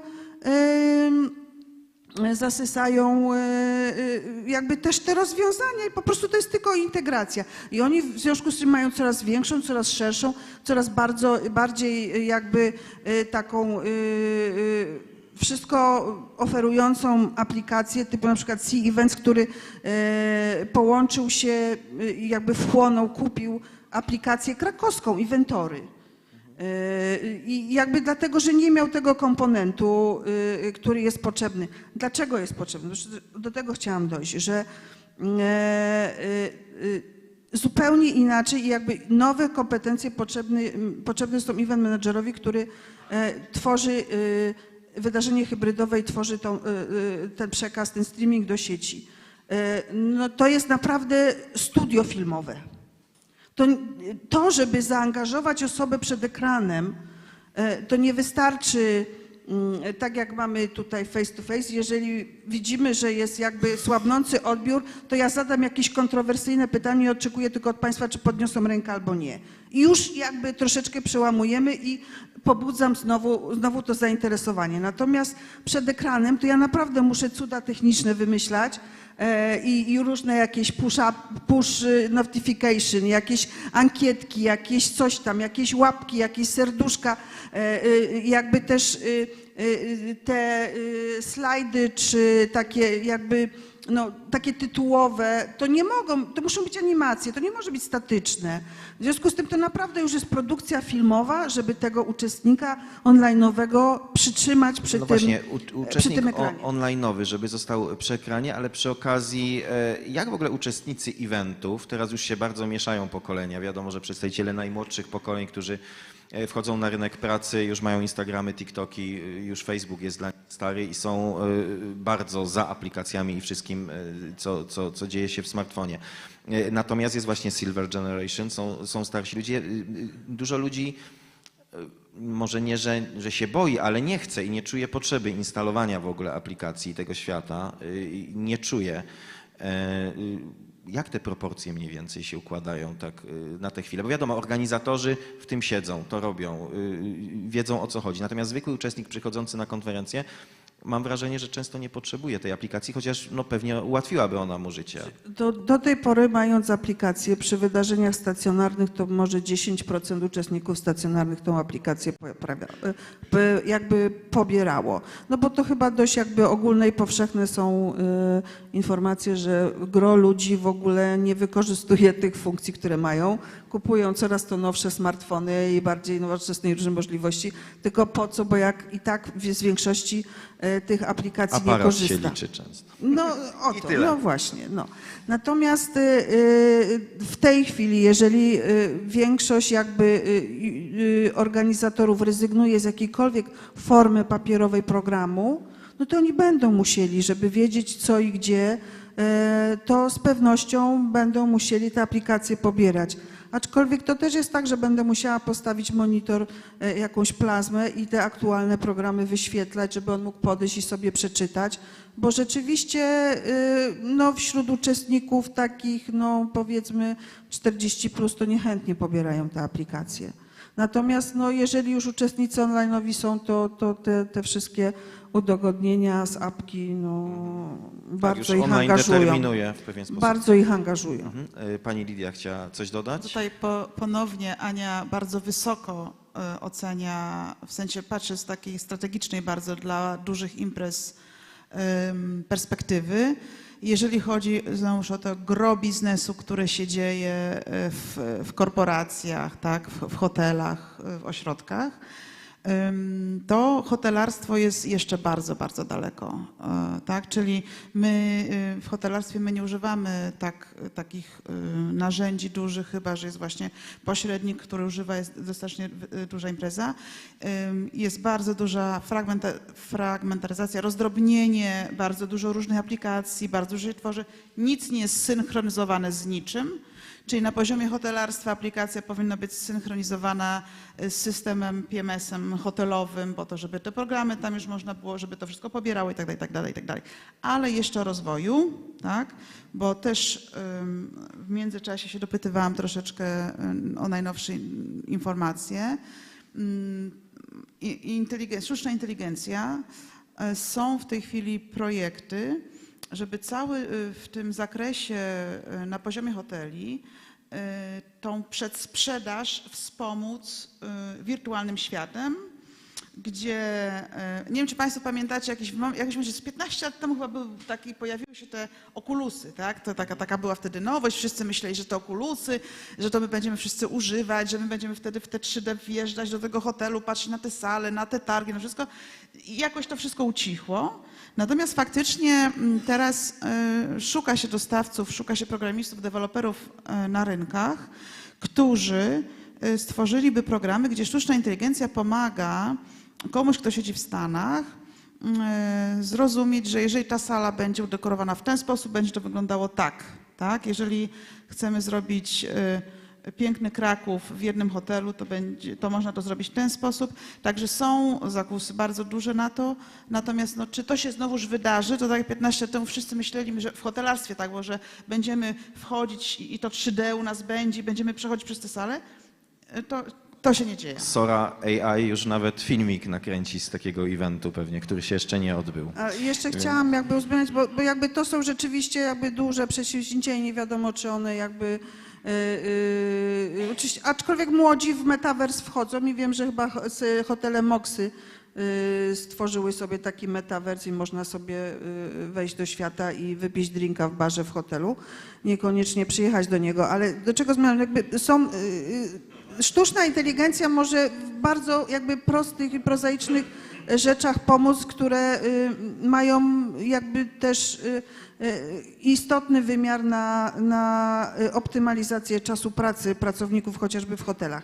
Ja na majówkę jadę do Norymbergi, zrobiłam rezerwację w hotelu Park Inn sieci Radisson na 4 noce i dostałam teraz, przed przyjazdem jeszcze, zapytanie i żebym odpowiedziała online'owo w systemie, czy życzę sobie, żeby mi codziennie gruntownie pokój sprzątali, czy z tego rezygnuję i w zamian dostanę drinka.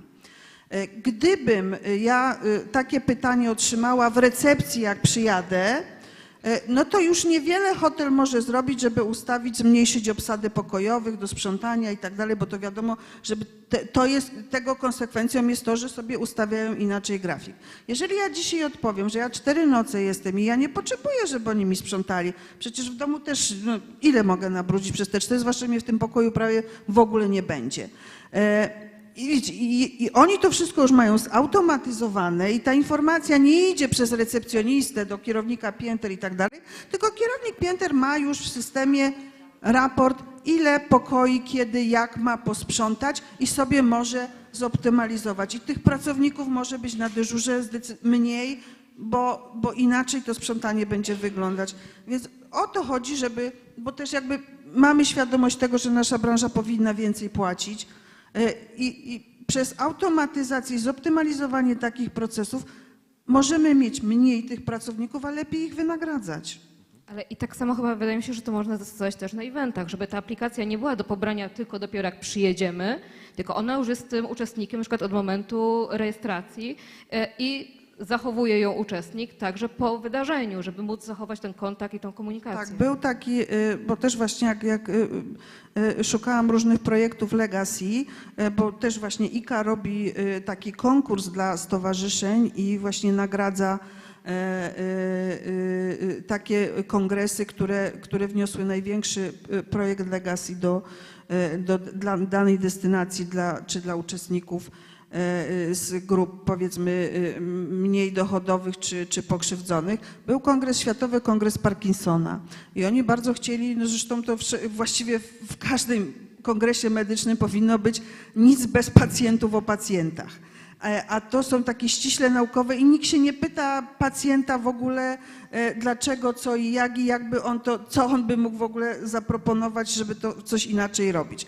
I oni stworzyli, że oni by bardzo chcieli, żeby osoby z Parkinsonem również uczestniczyły w tym kongresie. Właśnie stworzyli aplikację, która na pół roku przed jakby kojarzyła uczestnika z osobą chorą i oni już przez te pół roku się zaprzyjaźniali, jakby byli te osoby były po prostu mentorami dla nich, w jaki sposób kongres będzie wyglądał, opowiadali i tak dalej. I oni jakby, jak przyjechali już na ten, po pierwsze, że przyjechali, że mieli taką możliwość uczestniczyć w kongresie, no to po drugie oni się już bardzo komfortowo czuli, bo się jakoś tam znali, nie? I także to takie rozwiązanie jak najbardziej właśnie dzięki aplikacjom można stosować.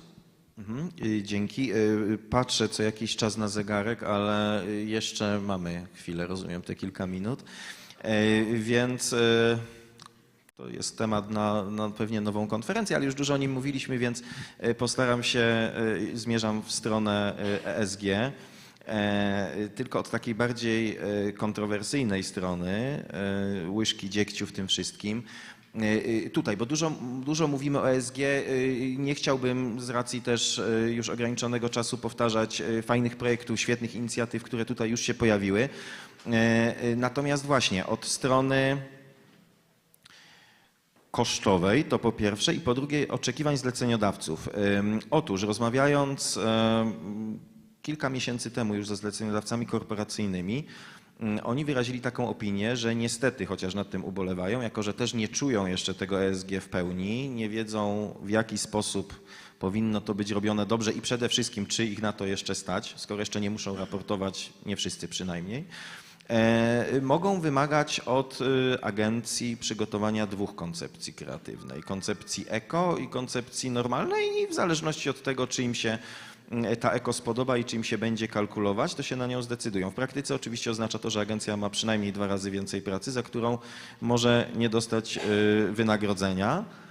Do tego jeszcze z takich minusów i kontrowersyjnych rzeczy, przynajmniej na początku, jeżeli chodzi o ESG, pojawia się sprawa certyfikacji, o której troszeczkę wczoraj było, ale takie certyfikaty kosztują po kilka tysięcy euro i nie wiadomo jeszcze za bardzo, na który się zdecydować, więc jak przygotować się do tego od takiej strony budżetowej i modelu organizacyjnego firmy. Pani Ania sama przygotowuje na razie te rzeczy, natomiast no właśnie, czy jakiś taki feedback mają Panie ze środowiska, z branży, czy od właśnie zleceniodawców? Czego oni tak właściwie oczekują? Bo jeszcze chyba do końca też nie wiedzą, szczególnie, że jeżeli chodzi o kalkulatory, one też nie są jeszcze na poziomie Unii nawet w jakiś sposób usystematyzowane, czy uniwersalne po prostu, mogą dawać różne wyniki.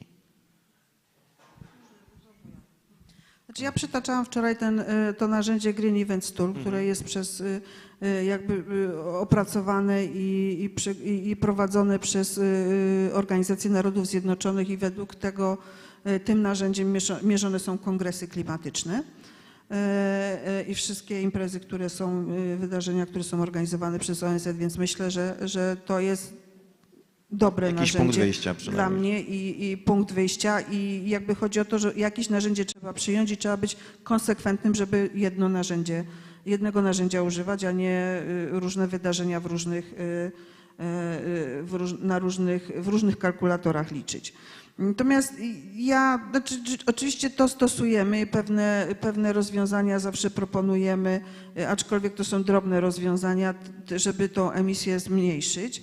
Natomiast no, nie oszukujmy się, tej zeroemisyjności nie jesteśmy w stanie zaproponować i myślę, że przez najbliższe kilkadziesiąt lat, jeżeli się nic nie zmieni, ale to w sferze jakby no, politycznej i decyzji politycznych, to te wydarzenia tak czy siak będą w jakiś sposób emisyjne, więc ja na dzień dzisiejszy każdemu z organizatorów daję raport emisji i proponuję, żeby to zoffsetowali i daję im propozycję Więc jeżeli kongres kończy się na plusie i jest jakiś zysk, no to jakby już jest ich decyzja, czy oni pewną część tych przychodów chcą przeznaczyć na to, żeby po prostu tą emisję jakby no, obniżyć, nie? Zrekompensować.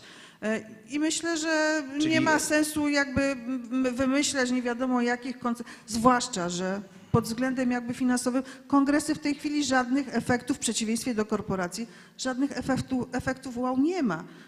Jakby nie ma żadnych, nie wiem, wielkich koncertów, gwiazd, estrady, które są po prostu jako imprezy towarzyszące przy kongresie. To zostało jakby obcięte ze względów finansowych, więc tutaj koncepcją kreatywną ja się tutaj nie jestem w stanie wykazać. Ja tylko mogę się wykazać, w jaki sposób zarządzam ryzykiem, żeby nie doprowadzić ich do bankructwa. Czyli to pewnie bardziej by było pytanie do agencji eventowej, która jednak gra bardzo koncepcją kreatywną i ta koncepcja może być eko, a może być zupełnie spektakularna, ale niestety nieść za sobą duży ślad węglowy. Ale generalnie to albo jest spektakularne, albo jest eko. No tak. Nie ma się co oszukiwać. Dokładnie, Małgosia powiedziała, albo coś jest smaczne, albo coś jest zdrowe. No, Dobrze, w takim razie już nie będę patrzył na zegar, ale czuję, że powoli będziemy zmierzać do końca. Pewne wątki pominęliśmy, ale będzie okazja, żeby się spotkać jeszcze raz. Natomiast takie ostatnie pytanie i tym razem już bym Panie, że tak powiem, po kolei przepytał, podsumowujące. Perspektywa, może 2 największe zagrożenia i 2 największe szanse dla naszej branży w perspektywie nadchodzących plus minus 12 miesięcy. Nie wiem, czy zagrożenia, z pewnością wyzwanie to faktycznie jak te kadry. Czy jest dla nas z jednej strony dostosowanie pewnego sposobu nauczania do potrzeb rynku i do tego zmieniającego się pokolenia. A jeśli chodzi o szanse, to może trochę przewrotnie właśnie ten rozwój zrównoważony, ponieważ jest to pewna rosnąca tendencja. Społeczeństwo jeszcze nie jest może do końca aż tak bardzo świadome, ale zaczyna być coraz bardziej, jest coraz więcej osób, które faktycznie są świadome i chcą mieć ten pozytywny wpływ na środowisko i na otoczenie.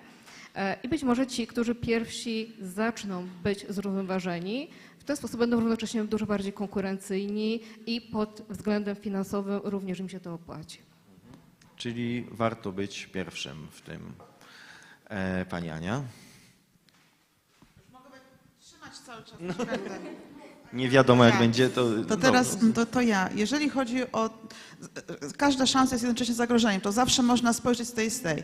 Ja jestem ogromnym przeciwnikiem obecnej nagonki na zrównoważony rozwój. Nie dlatego, że jestem przeciwnikiem zrównoważonego rozwoju, ale uważam, że jest tak dużo polityki w tym i tak dużo będzie udawania w tym i tak dużo jest greenwashingu w tym wszystkim, że to jest bardzo obecnie nieczysta gra.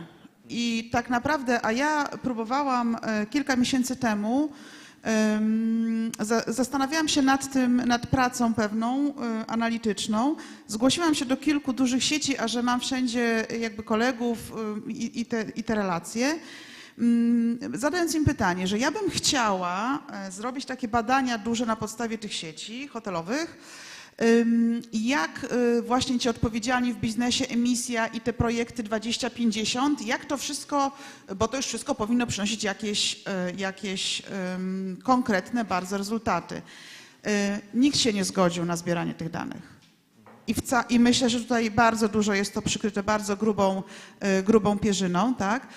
Więc jestem taka, że ten zrównoważony rozwój, będą piękne hasła, będzie bardzo dużo mówione o tym.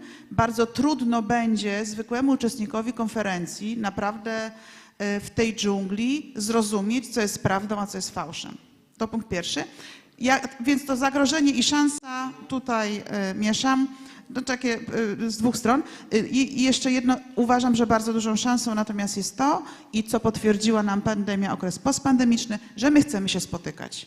I to jest w ogóle wartość, która przebiła wszystko, wracamy do tego spotykania face to face i to jest szansa dla nas, że my chcemy dalej podróżować, się spotykać i to jest chyba największy taka lekcja po tym lockdownie, że każda następna analiza o jakimś możliwym niekonferencyjnym, bez majsu i tak dalej, nie ma miejsca. Czyli fundament mamy mocny, teraz na nim trzeba postawić konstrukcję. Pani Ania na koniec.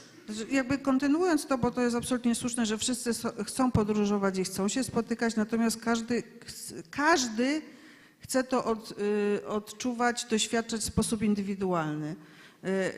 Jakby wyzwaniem dla nas jest to, w jaki sposób stworzyć wydarzenie, kongres naukowy, żeby każdy, albo przynajmniej większość, bo nie ma takiego wydarzenia, które by zadowoliło wszystkich, ale żeby każdy miał to poczucie, że doświadcza czegoś innego i w inny sposób.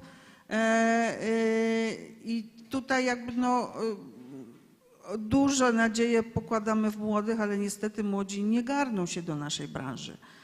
My naprawdę mamy zbyt wysoką średnią wieku w branży i zdecydowanie powinny kadry... No właśnie. I jakby to jest problem, że za mało płacimy, że mamy nienormatywny czas pracy, nie ma zmiłuj się, nie da się wyjść o 16 i zamknąć sprawę i nie odbierać telefonu i to już nie jest sexy dla młodych. No i...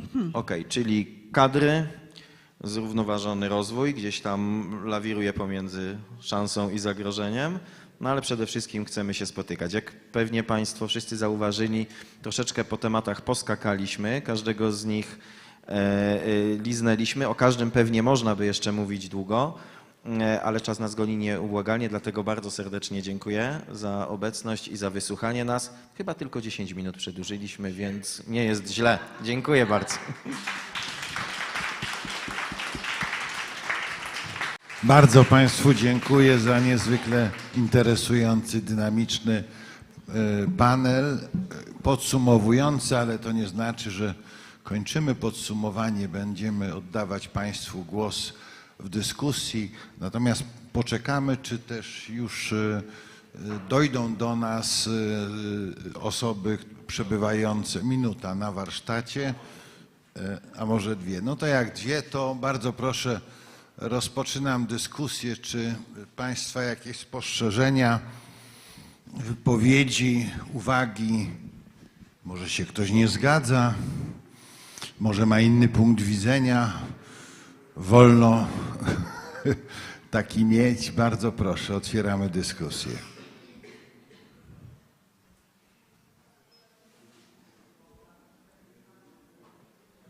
Pan profesor Alejziak, bardzo proszę.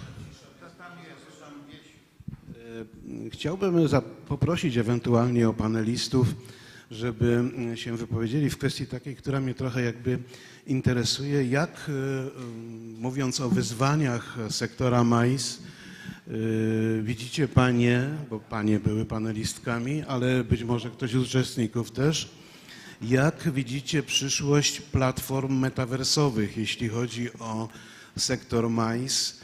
Jak widzicie Państwo kwestię tego, że już dzisiaj są firmy w sektorze MAIS, które organizują kongresy poprzez awatarowe uczestnictwo, gdzie uczestnik wyposażony w pewne cechy może się spotkać indywidualnie z innym, gdzie może zwiedzać różne, że tak powiem, obiekty, miejsca, w którym się dane wydarzenie odbywa, gdzie może iść nawet potańczyć wieczorem. Czy uważacie Państwo, że są już przecież w Stanach Zjednoczonych czy w Japonii takie firmy, które tak organizują kongresy? Słyszałem, że w Polsce też chyba Avatarland jest taką firmą, która tego typu kongresy chce organizować. Czy uważacie to Panie i Państwo w ogóle jako pewne zagrożenie w konwencji terminologicznej, którą zaproponował nam prowadzący dyskusję, czy też jako szansę dla sektora MAIS? Bardzo proszę, może Ania. Ja robiłam konferencję w Avatarlandzie.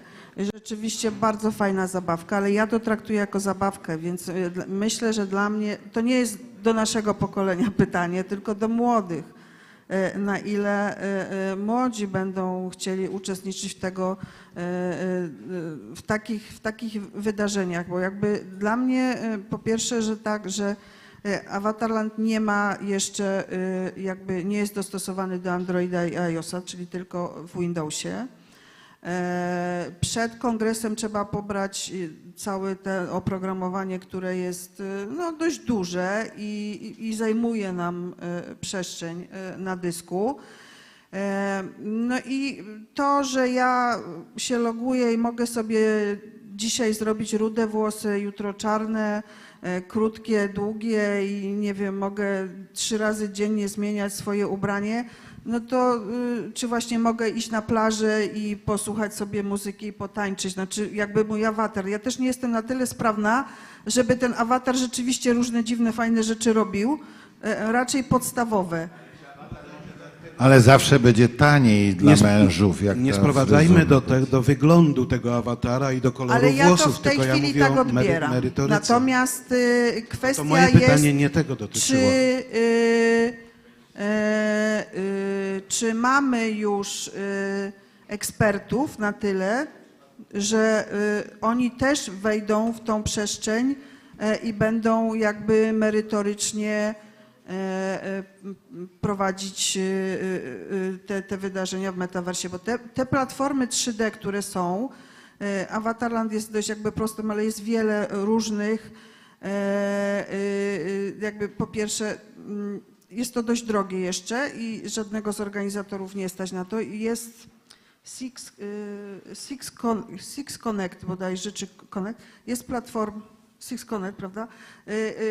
W czasie pandemii jakby zwróciłam się do nich, żeby wykupić licencję, żeby robić, bo rzeczywiście trzywymiarowy, bardzo, bardzo efektowny, więc stwierdziłam, że być może to się uda. No to powiedzieli, że ich jakby sprzedaż licencji na jedno wydarzenie kompletnie nie interesuje. Licencja roczna 40 000 funtów brytyjskich.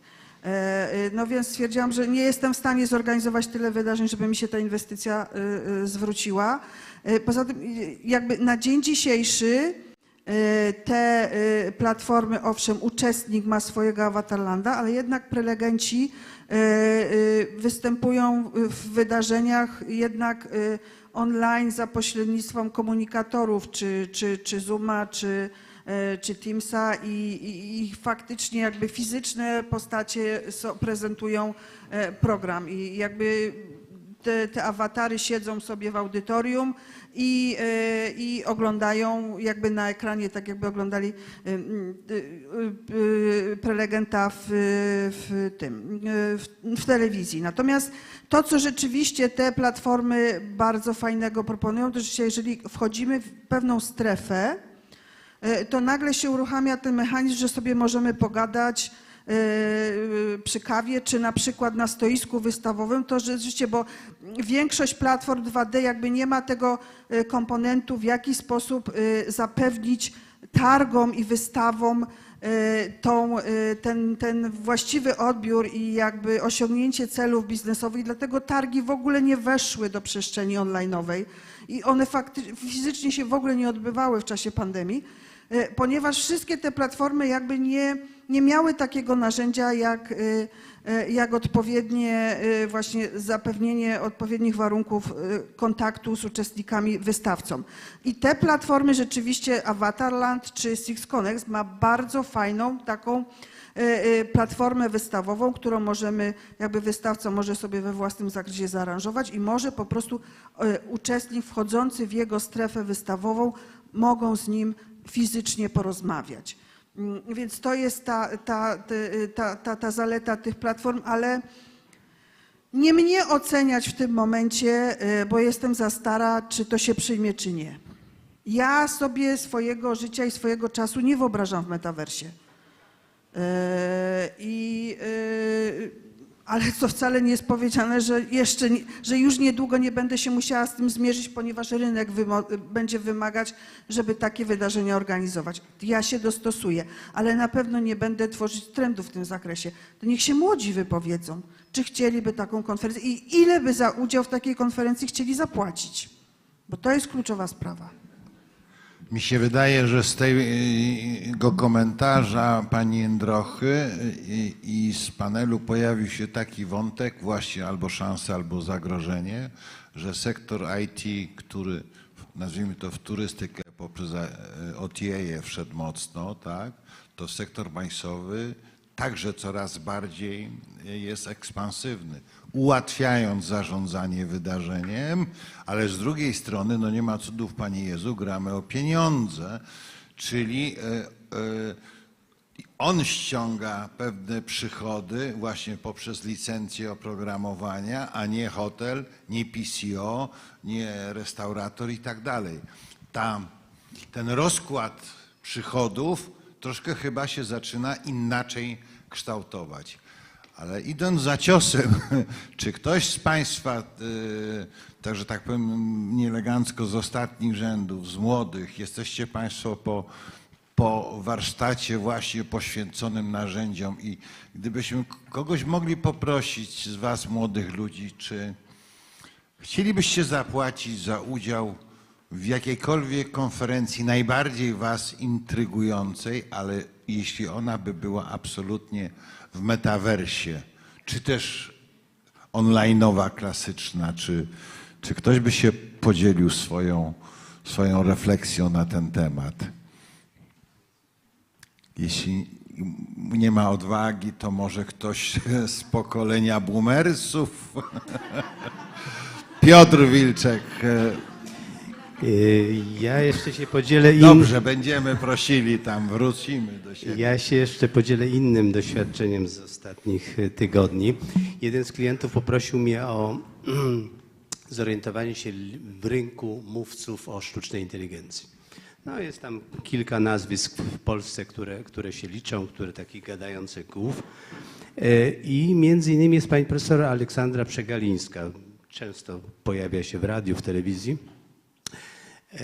No i dostałem ofertę od pani profesor. Pani profesor, znaczy nawet nie od pani profesor, tylko od jej asystentki. Pani profesor zaproponowała 3 możliwości. Mogę przyjechać, 15 000. Mogę wypowiedzieć się online, 7 000. Ale mogę też postawić awatara, 4 000. Tanio. Tanio. Pierwsze rozwiązanie za I 15. Teraz pytanie jest o wartość merytoryczną czegoś takiego. Bo ja to przedstawiłem, konferencja nie doszła do skutku, to jest jak gdyby inny aspekt sprawy, ale jak przedstawiłem klientowi, który nie jest zorientowany, bierzemy awatara za 4 000, najtaniej. No ale co w tym awatarze się mieści? Jakie korzyści jesteśmy z tego? Zależy, jaki kolor włosów będzie miał ten awatar. I czy długie, czy krótkie. Z tego powodu to jest tańszy koszt. Także, bo Ania głównie mówiła o jak gdyby odbiorze tej wiedzy, tej oferty, którą organizatorzy czy producenci eventów przedstawiają. Natomiast dla mnie istotne jest teraz tak, czy nie okaże się, że w ramach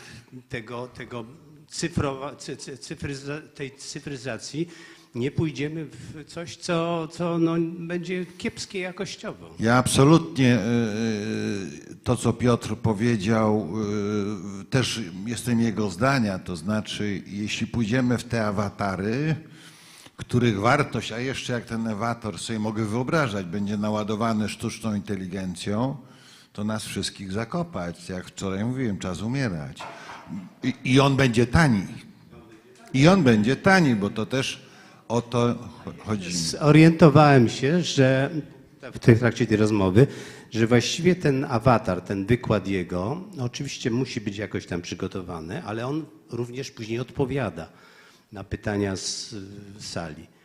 I właściwie odpowiada na podstawie tego, co już się wcześniej wydarzyło, czyli wkładu, który podczas poprzednich wykładów konferencji ktoś zadał pytanie, to pytanie zostało odpowiedziane, czyli wartość dodana w ramach tego awatarowego wykładu jest również wartością publiczności, No tak. która... I pani profesor w pewnym momencie ten awatar powie, przepraszam, nie zrozumiałem Pani jest głupia. twojego pytania, powtórz, tak? Tak, Tak jak na chatbotach się zdarza, jeśli ta sztuczna inteligencja nie potrafi rozpoznać tego. Ja myślę, że dla tejże pani profesor to dla niej jest też groźne, bo to jej markę może znacznie dewaluować. Bardzo proszę. Ja może chciałabym się odnieść do tego, o czym pan powiedział właśnie. W zeszłym roku miałam okazję organizować wydarzenie, w którym uczestniczyła pani Aleksandra Przegalińska. Łączyliśmy się z nią online, no bo akurat w tym czasie była w Stanach i mieliśmy awatara również. I to nie wyglądało źle, to znaczy, że on jest rzeczywiście bardzo wiarygodny. Znaczy, gdybyśmy nie uprzedzili, że będzie awatar, to myślę, że część ludzi myślałaby, tak, był awatar. Tak, to jest bardzo dobra technologia. To jest bardzo dobrze przygotowane. On wygląda tak jak ona, dosłownie. I jeśli jedynym zagrożeniem jest tutaj Trochę tak. Jedynym zagrożeniem jest chyba to, że jeśli to się robi online, no to musi być rzeczywiście bardzo dobra technologia, jeśli chodzi o łącze internetowe, żeby nie było takich jakichś tam zacięć, ale to w spotkaniach online w ogóle to jest wymagane. Natomiast ja myślę, że pani Aleksandra Przegalińska i jej awatar tutaj nie muszą się obawiać tego, o czym pan profesor powiedział, że to dewaluuje markę, wręcz przeciwnie. Ona jest autorką 3 książek na temat AI, jest rzeczywiście uznanym autorytetem w tej dziedzinie. Co więcej, jedna z tych książek, w ogóle to jest ciekawostka, została napisana przy współudziale AI. AI tam występowało w różnych rolach i jako korektor, i jako redaktor, więc to jest rzeczywiście bardzo ciekawa konstrukcja. Ja zresztą polecam państwu książkę właśnie Aleksandry Przegalińskiej Nieludzka, arcyludzka. Ona dotyczy właśnie tego, jakie są szanse i zagrożenia leżące po stronie AI. Książka jest napisana bardzo fajnym, lekkim językiem, także dobrze się ją czyta. Ale ja myślę, że to tak czy inaczej jest przyszłość. My z tymi awatarami będziemy się spotykać i myślę, że prędzej czy później będziemy doświadczać takiej obecności. To jest z jednej strony straszne, ale z drugiej strony dosyć fascynujące, myślę. To jeszcze No, na dodam dzisiaj tylko, bo fascynujące na ja pewno, panią tak. profesor Przegalińską zaprosiłam na Meetings Week jeszcze przed pandemią, była fizycznie i wydawało mi się, że po prostu złapałam Pana Boga za nogi i że po prostu wszyscy będą tłumem walić na jej wykład, więc spokojna byłam o tym, że miała prezentację o godzinie 16 i było mi bardzo wstyd, bo większość wyszła. To po prostu godzina 15 i w Warszawie po prostu wszyscy opuszczają nawet najlepszą konferencję.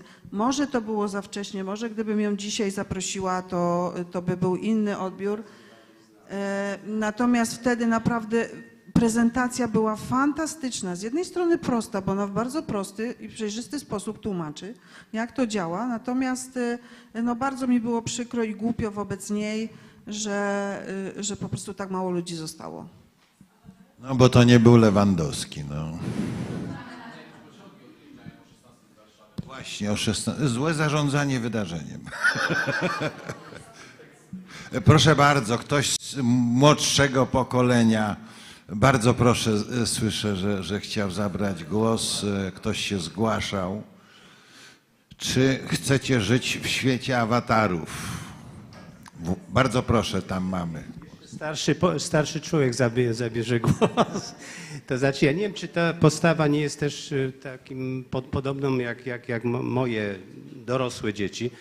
To znaczy, to o czym mówimy powoduje, że jesteśmy trochę przebodźcowani.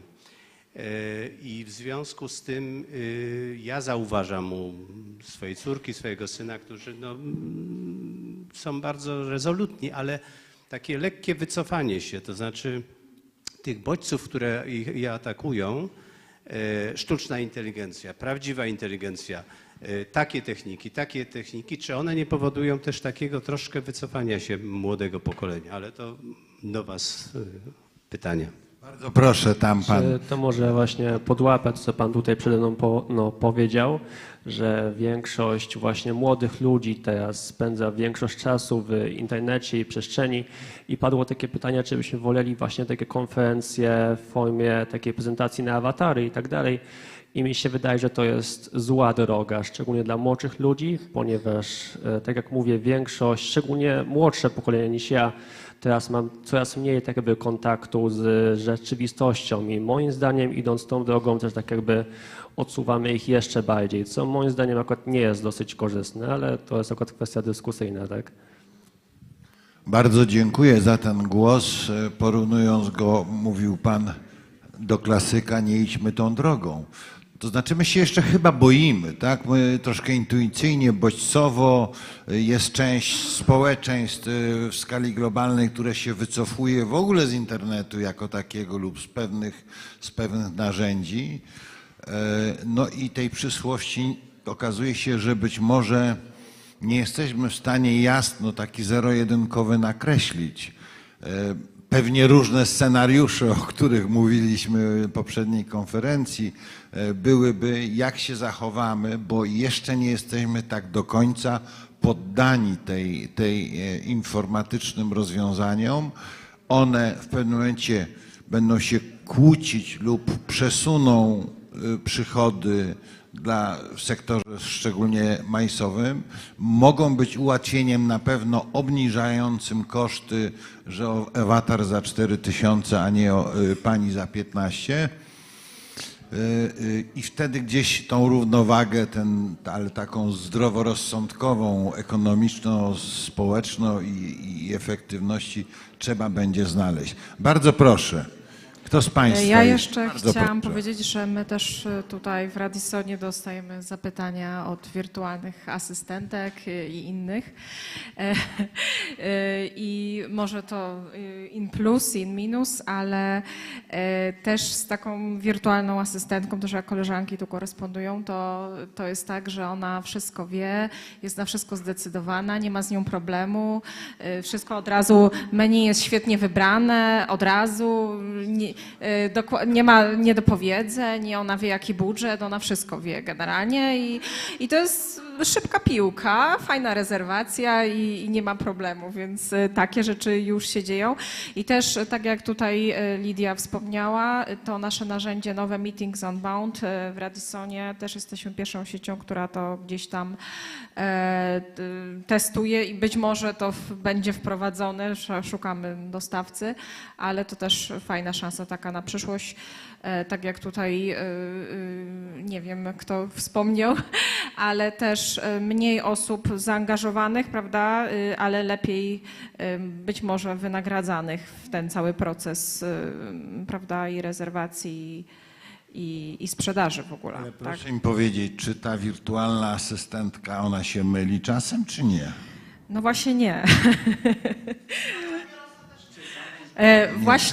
Właśnie odpisuję w momencie i tak nie wychodzi nigdzie na przerwę, także takie rzeczy się dzieją. Tak, no przed tym nie uciekniemy, tak, jako cywilizacja. Tak. Pytanie, jakie temu nadać ramy, bo tutaj też mówiliśmy o trendach, szukaliśmy je przez 2 konferencje.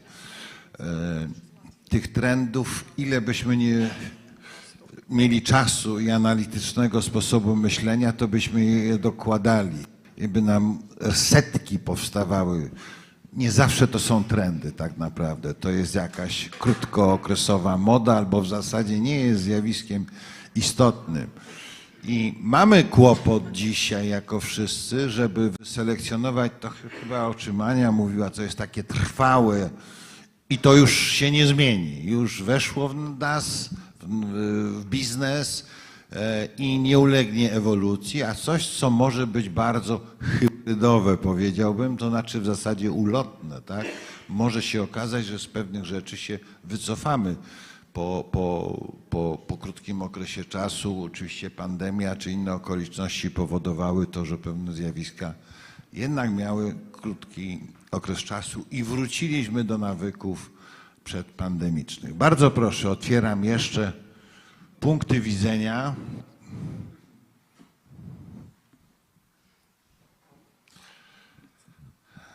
Pierwsza godzina. Głodni jesteście Państwo, tak?